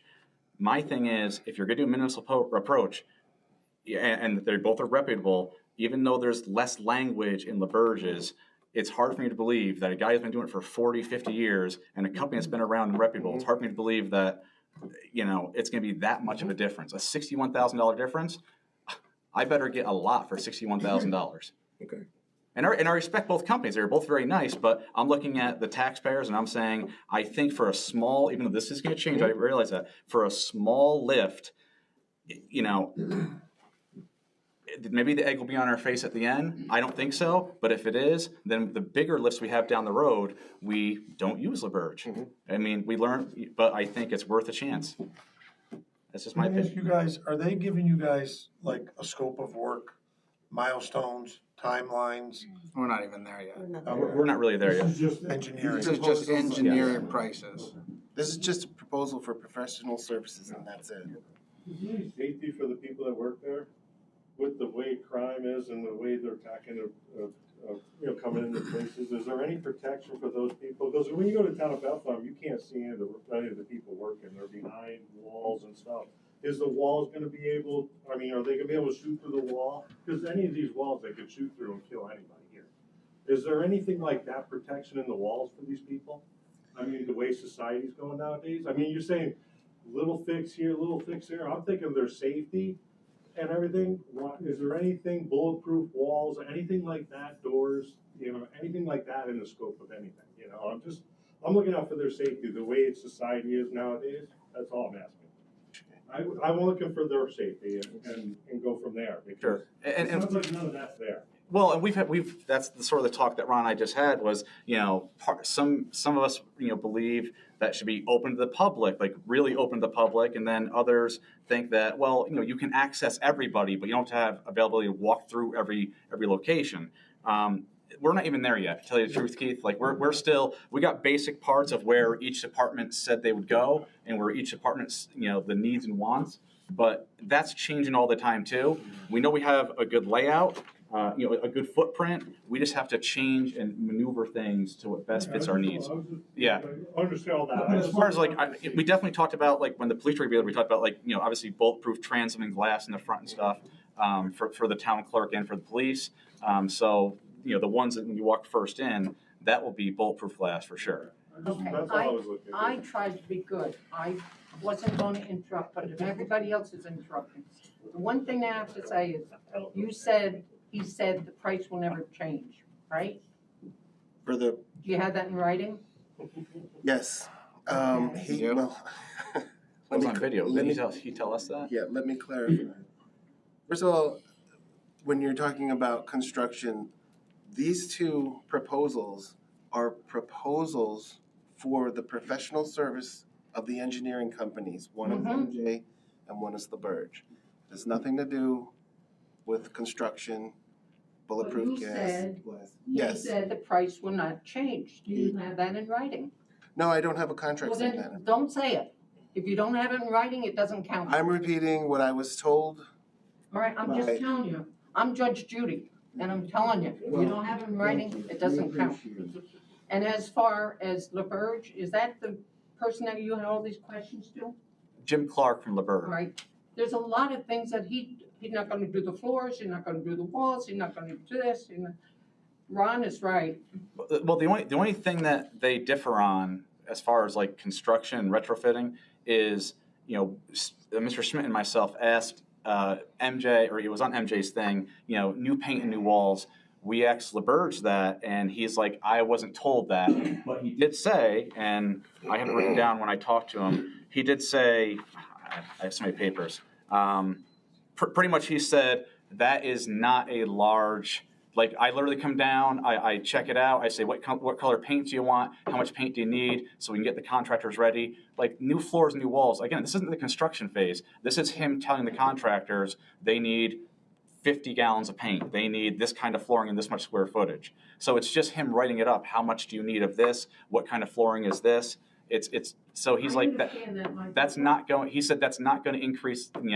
The cost $61,000. But what Steve is getting at, and I totally agree with him, is get everything in writing. Why couldn't LaBerge give us the same writing that MJ has given us? I don't trust anybody. They can't put it in writing. I don't trust them. Okay? I mean, again, I don't know if that's. $60,000. I don't know if that's fair though, Barb. I mean, two people, if I give you information, I give, him information, and I say, write me a paper on the information, you're gonna have two totally different ways that you present that information. But that's not the same as a job. If you're gonna have but a job, it is. you wanna know what kind of, are you gonna use 2x6s, you're gonna do 2x4s, you're gonna electric, you're gonna have water, you're gonna sewer. None of that's in LaBerge. Okay, thank you. So it Okay. seems like we need to have more conversation about this. So I propose that we invite Jim Clark and MJ to come down here for more discussion so that, because moving forward, everyone needs to be comfortable, especially the people that are going to be in that building. I'm comfortable. I don't need any more questions answered. I don't need to ask any more questions. And quite frankly, every time this gets delayed, it's delaying the project even further.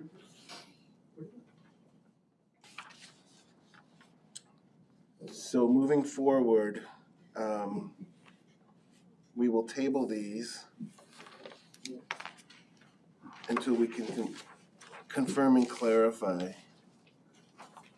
Sounds like you may also want to table them until you have a fifth vote, right? I mean, it looks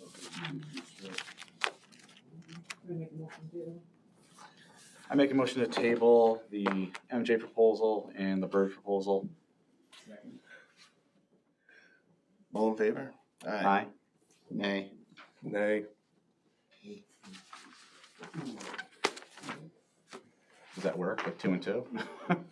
No motion has been made to put these resolutions on the floor, and so you're just gonna move past them. All right. All right. Are we on to the pilot? Is that where we're at? Yeah. Yeah, yes. Want me to read this? God bless you. Okay. I, Councilmember Stott, offering the following resolution and move its adoption. Whereas the town of Queens, the town desires to encourage a sufficient supply of adequate, safe, and sanitary dwelling accommodations properly planned for senior citizens with low incomes.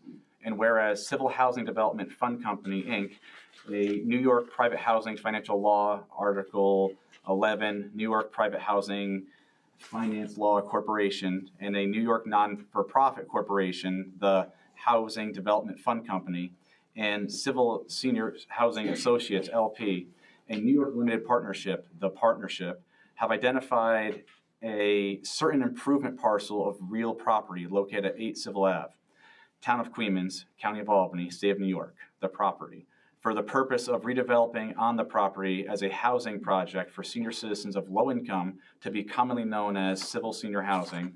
Said project to consist of 1, the acquisition of the property, 2, the rehabilitation of the improvements thereon, which currently comprises 28 units of housing for senior citizens of low income, and 3, the acquisition and installation therein and thereon of certain machinery, equipment, furniture, fixtures, and other tangible personal property, the equipment, and collectively with the property and the improvements, the project. And whereas the HDFC was formed for the purpose of providing residential rental accommodations for senior citizens of low income.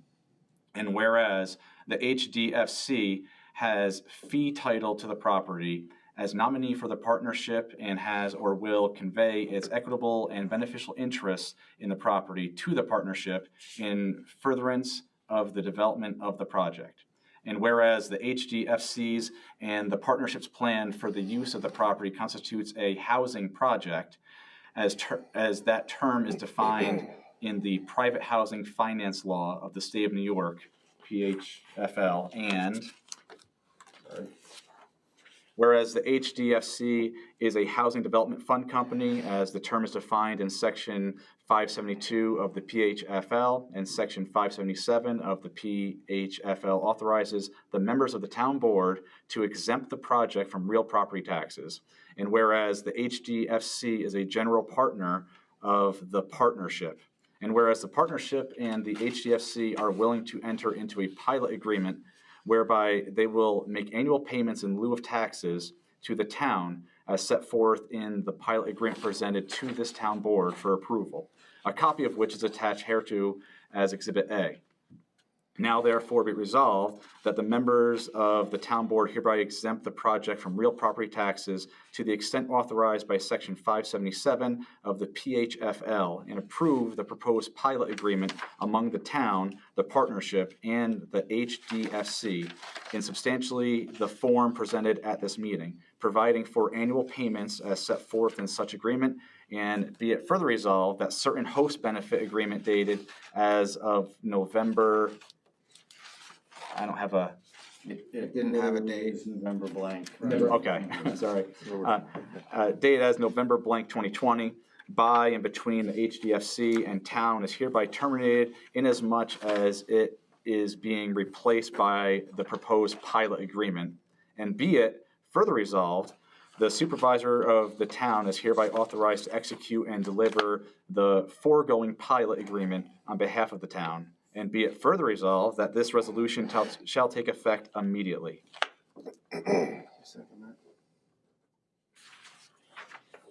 So we're confirming that they're gonna take care of the last 2 years of HBA plus this current year's HBA as part of this deal? Okay. And just for further discussion,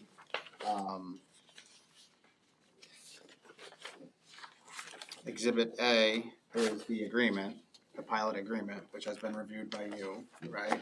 And you have no issue with it. Exhibit, I was gonna say the pilot payments will start in 2026, which is why they'll make that final payment under the community or the host benefit. Yeah, it's like $6,000, yeah. and we've confirmed that they've paid all the back taxes, Yes. Yeah. okay? And then Exhibit B of, the resolution, has the amounts that are paid or will be paid starting in 2026, going through 2055. Yes. Okay. Any further discussion? All in favor? Aye. Motion carried.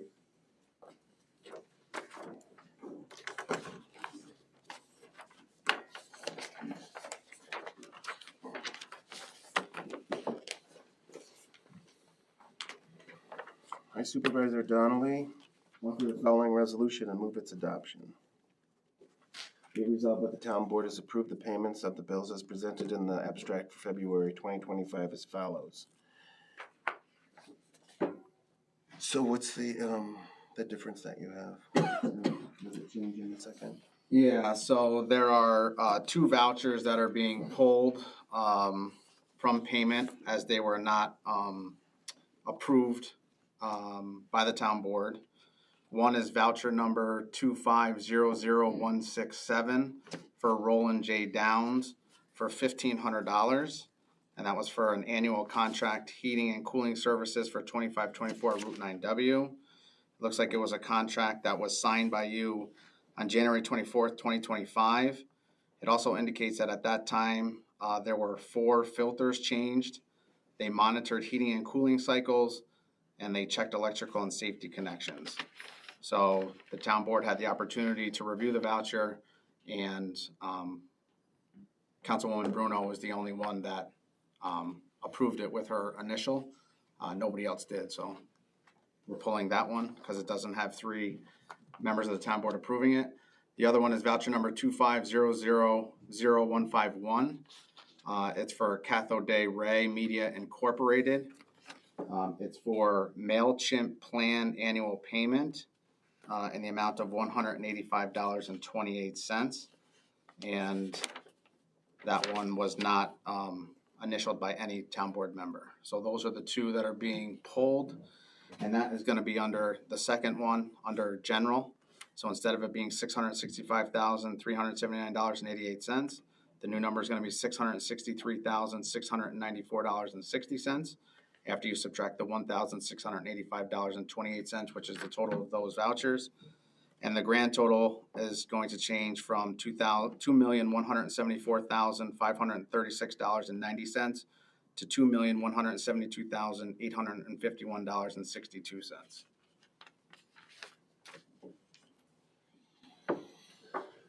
Thank you. And to continue, prepaid vouchers 24000073 to 24000083 and 24000061 to 250000119, and from the following funds: general $1,192,632.44, part town $23,839.40, highway part town DB $64,402.26, sewer $28,327.61, trust and agency $52,600.18.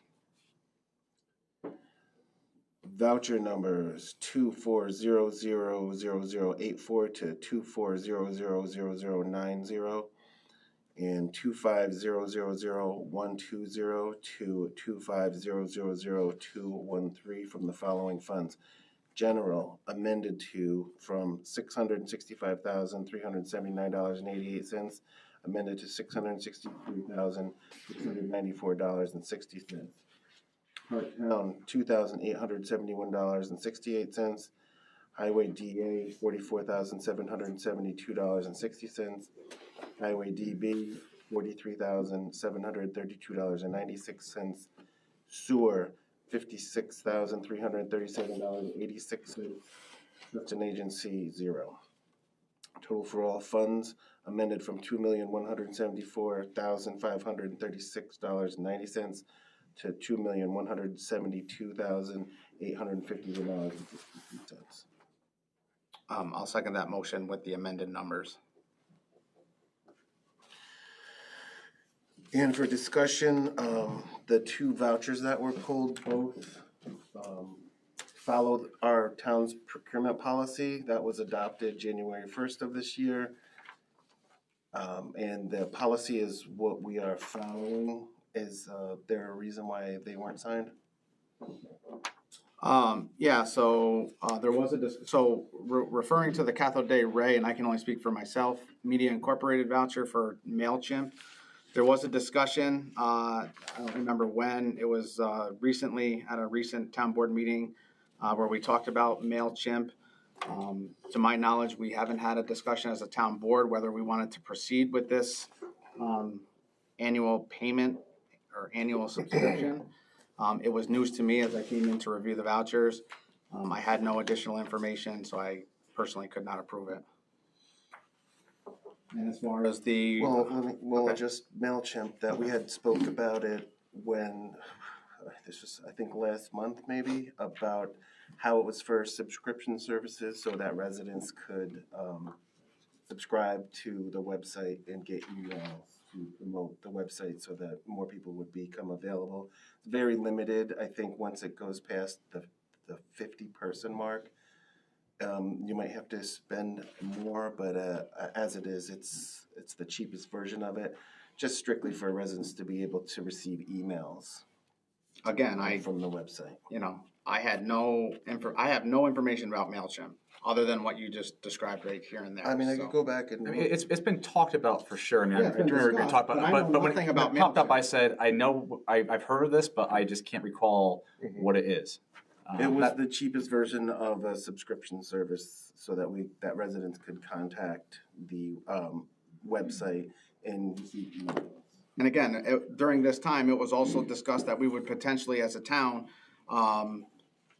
consider PayPal.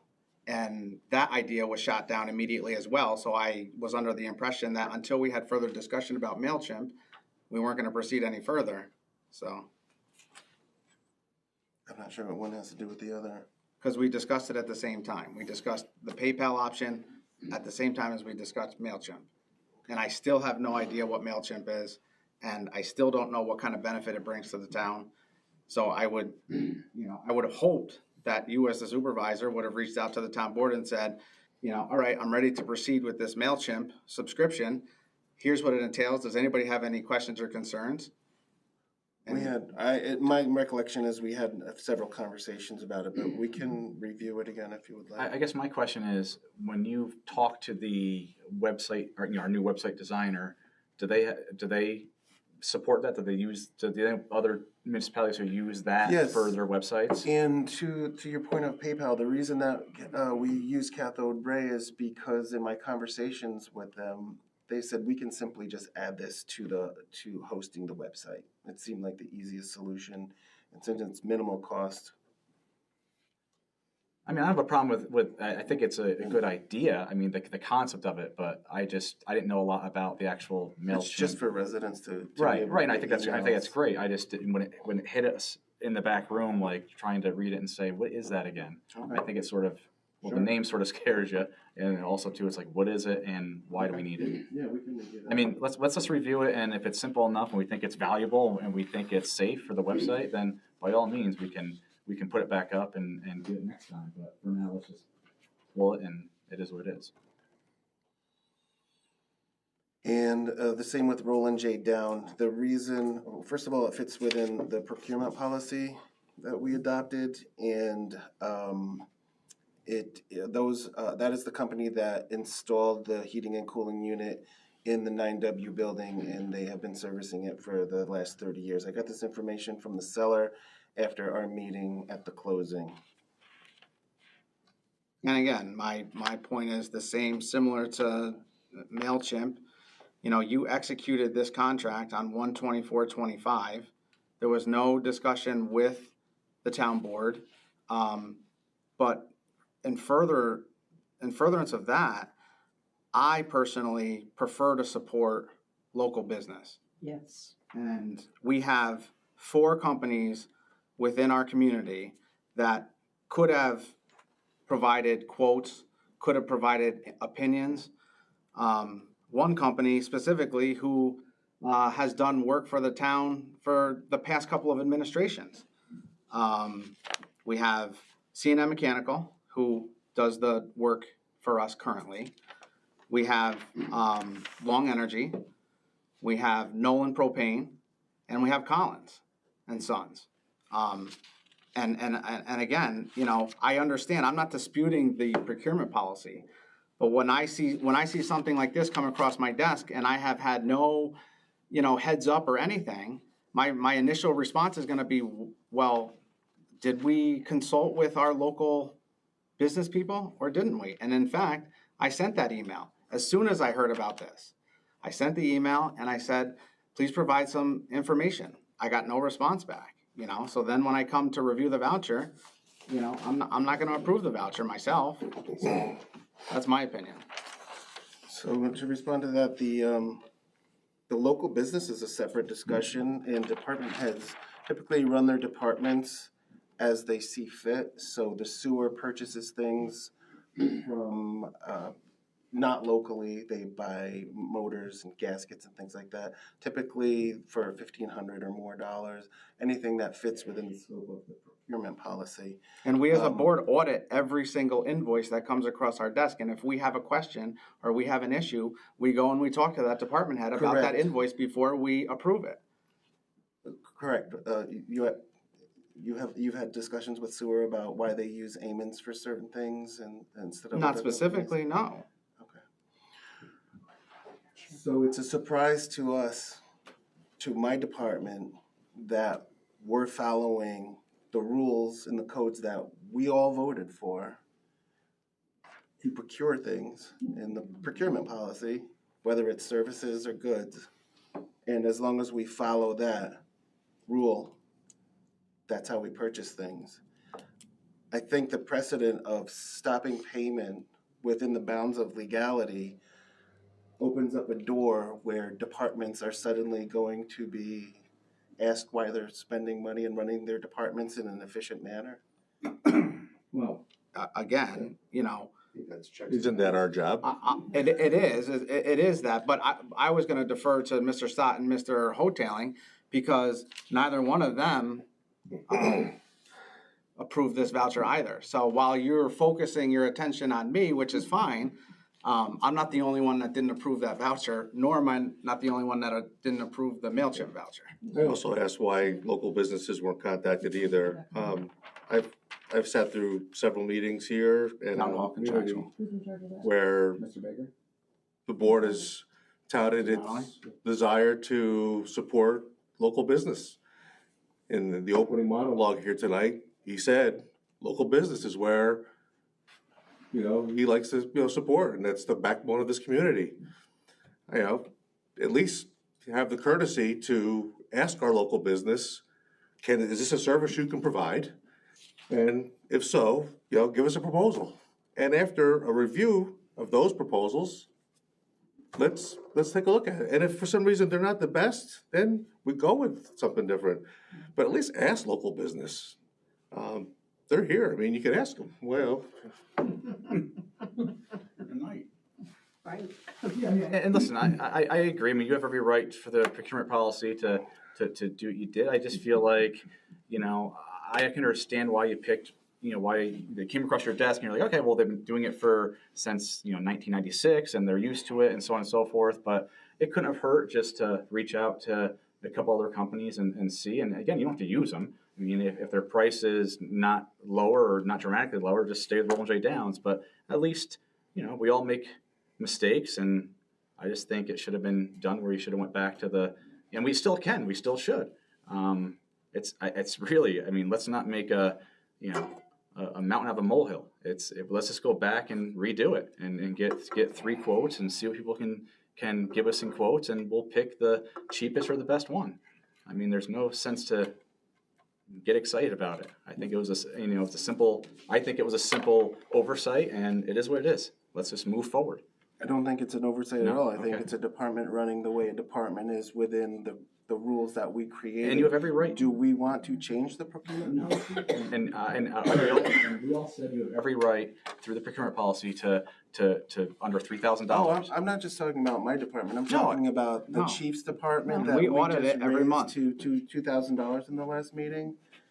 That we're giving departments the ability to function properly day to day. And there is also a resolution that we all voted for at the organizational meeting that says the supervisor has the authority to run day-to-day businesses without checking in. It took a week for us to schedule a meeting. Do you need to stop town business to vote on something that has a policy dictating the actions of inside the department? Because that's what we're saying. I don't know if you want to bring this to the sewer, the assessor, the No, building listen. department, the police department. Again, To say we arbitrarily and emotionally want to vote on things now, even though we have a policy in place. I don't think it's an Donnelly? emotion, I'm sorry. I'm sorry to interrupt. Who signed the voucher? Mr. Donnelly, Okay. What department is it from? Town Hall contractual. Okay, who's in charge of that department? Mr. Baker? So why is it Mr. Baker signing it, and was he aware of it? No, I don't think he was aware of it. So that's an account he's responsible for, so fiscally, he's not aware of that, which is a huge issue. Well, I'm not sure. That Can you voucher handle should that? never have gone to you for signature. I am It not should have sure gone if to that's Town Hall. true, if this is A 1620.4. That would be Town Hall, which is the responsibility of Mr. Baker. Well, I will look into that for you.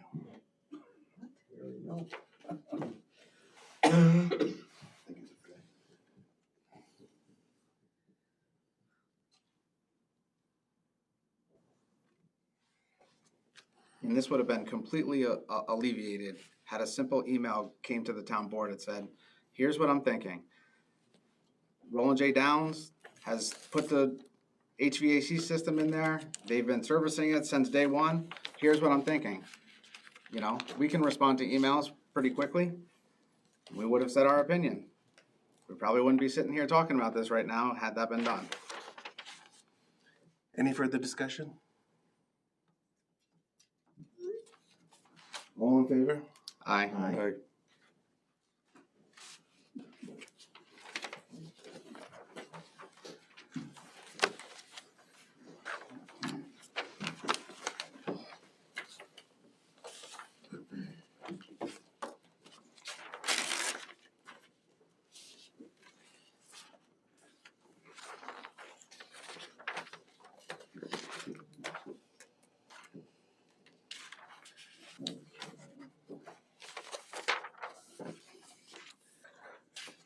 That brings us to upcoming meetings. March 10th, 2025, PBZBA at 7 PM. March 13th is our next town board meeting at 6 PM. March 26th, another PBZBA meeting at 7 PM. March 27th is a town board meeting at 6 PM.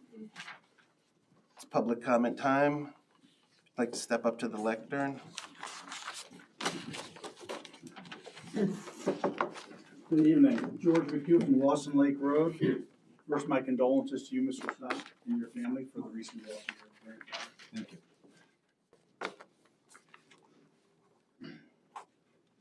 I have some prepared notes, but I also have a couple things I wrote notes while I was listening to the meeting. First, Mr. Baker is in charge of facilities. Doesn't he get a stipend for that? Okay, so then shouldn't something like HVAC service contracts be given to him to handle? Not the super, not the town super, not the chief fiscal officer? That's just one thing. A couple other notes. Mr. Riley is paid by the hour, I believe, right? Like most attorneys? Generally, yes. Okay. Correct, yeah. Okay. A portion of it's a retainer and then the rest is. Okay, so, and this is something that you guys can remedy very quickly, but if he's gonna spend time on Mr. Fink's water line from Bethlehem, you have mechanisms in your code that would allow for his time to be paid by Mr. Fink. And I'm sure, given what Mr. Fink is about to receive from the town of Bethlehem, he'd be more than happy to pay Mr. Riley's time. And we, as taxpayers, shouldn't have to pay for his time to benefit Mr. Fink. Although Mr. Fink's a great guy, he's a great business to have locally, but I'm sure that Mr. Riley's time would be paid for by Mr. Fink if you ask him. So you might want to do that. And last but not least, the supervisor made a comment, well, now it's a while ago, but it wasn't too long ago, that you were going to save $61,000, right, to between the two engineering firms, which you could use then for the sewer pumps. You can't. That's a special fund. That's general fund money. Whatever you save on the engineering can't be used for sewer pumps. And by the way, the sewer fund, special fund, can't commingle the funds. Some of that's paid for by the village, about 75% of it. So you wouldn't use the 61,000. I don't want you to think you can use that money from the general fund to do sewer improvements. It's funny that you guys went over the state of the town, or Mr. Donnelly went over the state of the town, because I was doing a little bit of research myself recently, and I came across a video of Mr. Donnelly's not too long ago, about a year and a half. And I jotted down some notes, some quotes, and I'd like to go over them a little bit because they're very relevant to the state of the town. The first quote was, "I will streamline town hall and centralize it." The current town hall remains in the same or worse condition as it was in 2023. Mold has not been remediated. Employees continue to work in a contaminated building. And the medical building you recently purchased on Route 9W is too small to consolidate all town operations, forcing you to continue split operations into the foreseeable future. A feasibility study was completed in early 2021 by MJ Engineering to give the town board guidance on the present and future space needs for each town department. As a result of that study, a new town hall consisting of approximately 12,000 square feet was designed for that purpose. Your recent purchase of a 4,500 square foot building is not sufficient for the needs of the town unless you continue split operations, both now and into the future. And basically what I've heard tonight and in the past few meetings, it doesn't appear you have any viable plan forward to streamline and centralize town hall like Mr. Donnelly had promised about a year and a half ago.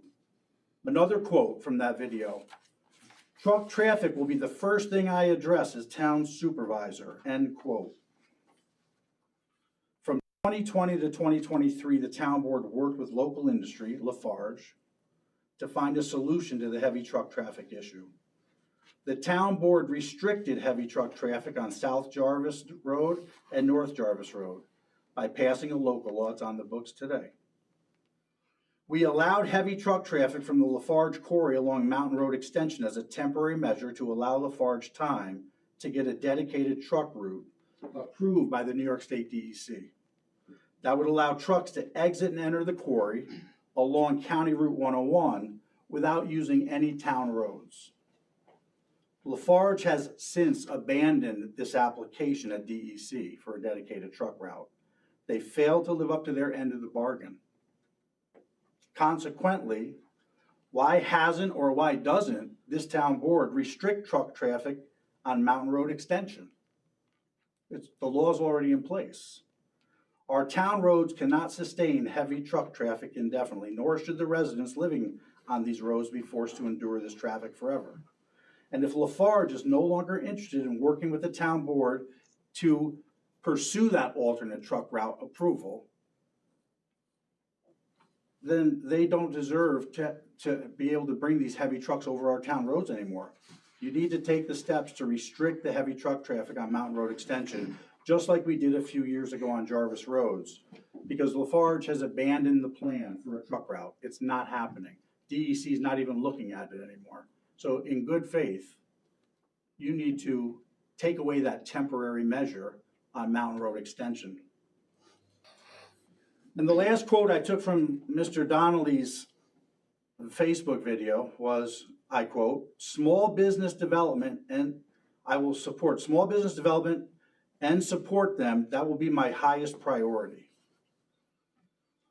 I have here a signed HVAC service contract that you guys just talked about. It was signed by Supervisor Donnelly and with the Half Moon based company Roland J. Downs for $1,500. And again, the town of Queens has 4 local companies, just like Mr. Schmidt said: Long Energy, Nolan Energy, Collins and Sun Fuel, and C&M Mechanical. All these companies are located in Queens, and C&M Mechanical, Mr. Rarick, has been performing service on furnaces in Town Hall and our other buildings since the Crandall administration and through mine. Nevertheless, not one of these local companies was given the opportunity to provide a quote to the town prior to Mr. Donnelly signing this service contract with an out-of-town company. And I was gonna say presume without the knowledge or authority of the town board, but I don't have to presume that anymore. Mr. Donnelly, is this what you meant when you said on your Facebook video that small business development and support will be my priority? Is that what you meant? By not contacting any local company for solicitation of the bid? But enough about that, your video. Let's talk about the ethics board. On August 21st, 2024, a resignation letter was received by the supervisor from ethics board member and town employee, Ms. Heather Collins. I have a copy of that letter, and Ms. Heather Collins says, "Dear Supervisor Donnelly, over the last 8 months, I have personally witnessed a dramatic decrease in transparency, communication, and fundamental civility in the daily activities and work environment of the town of Queens. The general climate and culture of the current administration over the last 8 months has forced me to question my ability to remain as a member of the town of Queens Ethics Board. And after giving this much thought and reflecting on the current environment fostered by this administration, its lack of communication, leadership, and general courtesies and professionalism, I have decided I cannot in good conscience remain a member of this administration's ethics board." That was 6 months ago. This position has still not been filled, correct? Is ethics simply not a priority of this administration? I have a lot more to discuss with members of this board. I don't want to monopolize the public comment period, so I'll save what I have. I'll plan on attending future meetings over the coming weeks and months and share with you other notes that I have. Thank you for your time.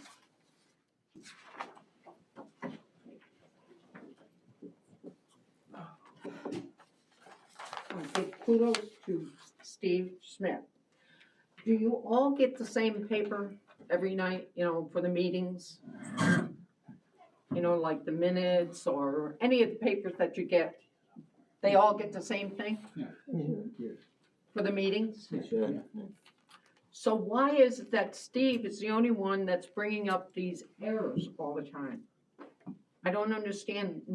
Are you reading them or not reading them, or? What do you mean errors? Like the vouchers? Well, like there was a minus thing a couple of months ago, and there was a bill that wasn't paid until December, and it had late charges. I mean, these are all the little things that Steve is catching, and I'm just wondering why the rest of you aren't catching the same thing. We all go through the vouchers in the back, and we all. But he stood there. He sat there tonight bringing things up. Well, the negative that you saw, like the spreadsheet report, we just all saw that at the same time just now. And some of the vouchers, we all go through the vouchers. And again, sometimes Steve catches stuff, sometimes Ron will catch stuff. I mean, and then we bring it to everybody's attention. You or Ronald. What's that? Bringing this up. I don't hear you or Ron bring it up. And nothing against you guys, but I'm just wondering, are you getting the same papers? Yes, Barb, we are. Okay, so maybe got to read them a little bit better or something. Well, all of those things were proved false.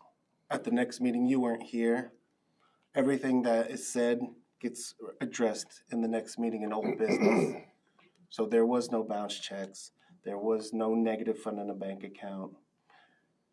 Well, there was a couple of months ago. There are questions, and when questions arise, we get the answers and we bring them back and we discuss them in old I business. understand that, Steve, but my question is, it seems like Steve finds these little errors or niches or whatever you want to call them, and nobody else does. And I'm just saying, don't you all have the same papers? We do. Okay, kudos up. The other thing is, How much do we have invested? Is it 2 million, 4 million? In my class? Currently, What was the initial investment? what time period are you talking When we about? first started? When we first started, initial means beginning. The beginning investment was how much? September of 2024, is that what you're talking about? Probably. Mr. Riley, what was the initial He does, investment? As I sit here today, I can't recall what the initial amount. Was it 2 million or 4 million? it was, I don't recall. Maybe I just- yeah, it was close to, I think, 4 from memory. All right, so we need a pump for $35,000. We need 2 pumps for $35,000. We got millions of dollars sitting in an investment, and we can't buy these pumps. Well, I don't understand that. Ms. Tanner, when we sit in the meeting, we also have a $500,000 grant. Do you And have it? We still have to pay it up front. we still have to pay up front, but like, we have to Do decide, you have that money? we have to pay it up front. We have the money. You don't have the But money. we have the money in our accounts. We could pay it, but we gotta pay it back. But again, we have $500,000, so it takes time to sit down with Keith and other people to see, what is the best use of this money? Do we go for a short-term fix or a longer-term fix? Because obviously, I understand the that, cost Mike, is- but if you got 2 bald tires on your car, you go and get one fixed, you don't get the other one fixed? We got $70,000, $80,000. Come on. Suppose they break down. We're gonna have big problems. Spend $80,000 and get these pumps. Correct. We just had that conversation tonight, and as I said, this afternoon, after a site visit last week, our engineering firm is looking at the documents of what we need, and we're coming up with a plan. We just had the discussion tonight. Do we want to do the single pump? Do we want to do the double pump? Why not do a double pump? Correct, that's something that we're looking at. So we're I'm coordinating. no engineer, but I Well, think that's why you we're should get a consulting our double pump. engineers. We're- That's $80,000. why we consult our engineer and our wastewater treatment plant chief operator. Well, I don't know about engineers. I don't think. And then we you have to need write a engineers. resolution, and then we have to need 2 pass it. pumps. Get 2 pumps. Thank you. Good evening. So, it's been an interesting meeting. For those of you that don't know me, my name is James Rare. My wife Jessica and I, we own C&M Mechanical Heating and Cooling. We're right down the road here on IW. So, we've operated our business in this town for about 10 years. Prior to this, we were in Fiora Bush. So, we've been in business for about 16 years now. So I'm here to talk about the $1,500 service contract. As a town supervisor with a vision to see our town grow, one would think it would be a priority for you to use local companies in our town whenever possible. Now, I want to be clear, I do not expect to be awarded any projects at all without a proper bidding process. This is not what this is about. However, I do expect to be considered for an invitation to bid on town projects alongside my local competitors, especially since I've been doing work for the town since 2018. You have at least 3 reputable companies that are within walking distance of this new town hall. These companies have been supporting this town for a long time. None of us were contacted. You signed a contract with one of, if not the most expensive HVAC company in the capital region, all right? The contract that I read doesn't state labor rates, diagnostic rates, trip charges, service fees. From the looks of it, you get about 10% off repairs, a 1 tune-up per year, some filters, and a belt change for $1,500. You accepted and signed this contract without even consulting your board, which apparently is totally legal. So to give you an idea, in 2024, the town of Queens spent about $890 with C&M Mechanical for service work. A few of those calls we didn't even bill for. I believe Mr. Baker and I actually fixed a couple of the problems over the phone, saving the town a few $100s. I'd like to let you know where that $890 went, all right? It went to True Value Hardware, right here in town. It went to Napa, because we had to work on our trucks, right over there on 9W. Went to the Silver Spoon Cafe for lunch and maybe Yanni's for dinner. And believe it or not, unlike myself, my kids have hair, and they go down to Jordan's barbershop with the money that we make. This is just to name a few. That money also went to local town, village events that we support. Another portion went to the innovation station right here in town. Do you know where that $1,500 is gonna go? Richardson, Texas. Roland J. Down is owned by Service Experts, whose headquarters is in Texas. Their franchise is in Boston Spa. It's not even in our county. I'm not sure how much they spend here, other than maybe $2 on a cup of coffee, maybe on their way through. When you utilize local companies, the money stays local. We spend our money in this town, we employ people in this town. My concern is the current administration is outsourcing work instead of supporting local companies that support it. The taxpayers in this town are counting on the administration to make responsible fiscal decisions. And I don't see how this was anything other than irresponsible and reckless.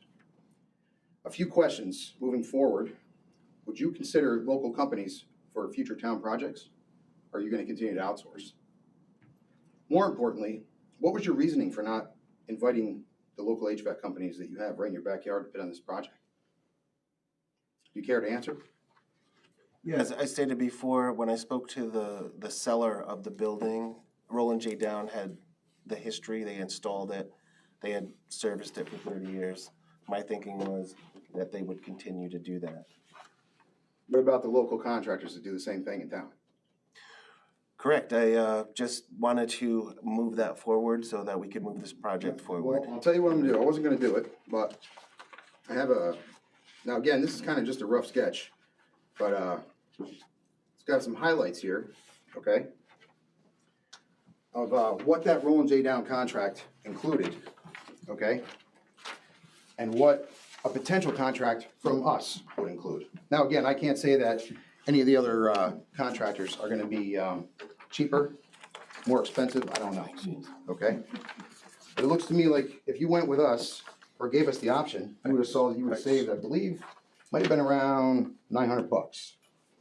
And on that, okay, I'll just go over this real quick and then, I'll let somebody else get up here. But a $580 annual contract for a similar York rooftop unit, okay, would have included 15% off of all parts. 2 visits in the spring and fall to change filters and inspect belts, pulleys, and bearings. No overtime charges. A 2-hour labor credit for each visit. First 2 hours labor are free, and it's $155 an hour after the first 2 hours. There is a $100 trip charge for each visit, except for the semi-annual filter changes, which are included in the $580 that you just spent $1,500 for. Now, again, you are 100% legal and you can do whatever you like, all right? But you do talk about community all the time. And we're right here in your town. I think it was a pretty serious overlook.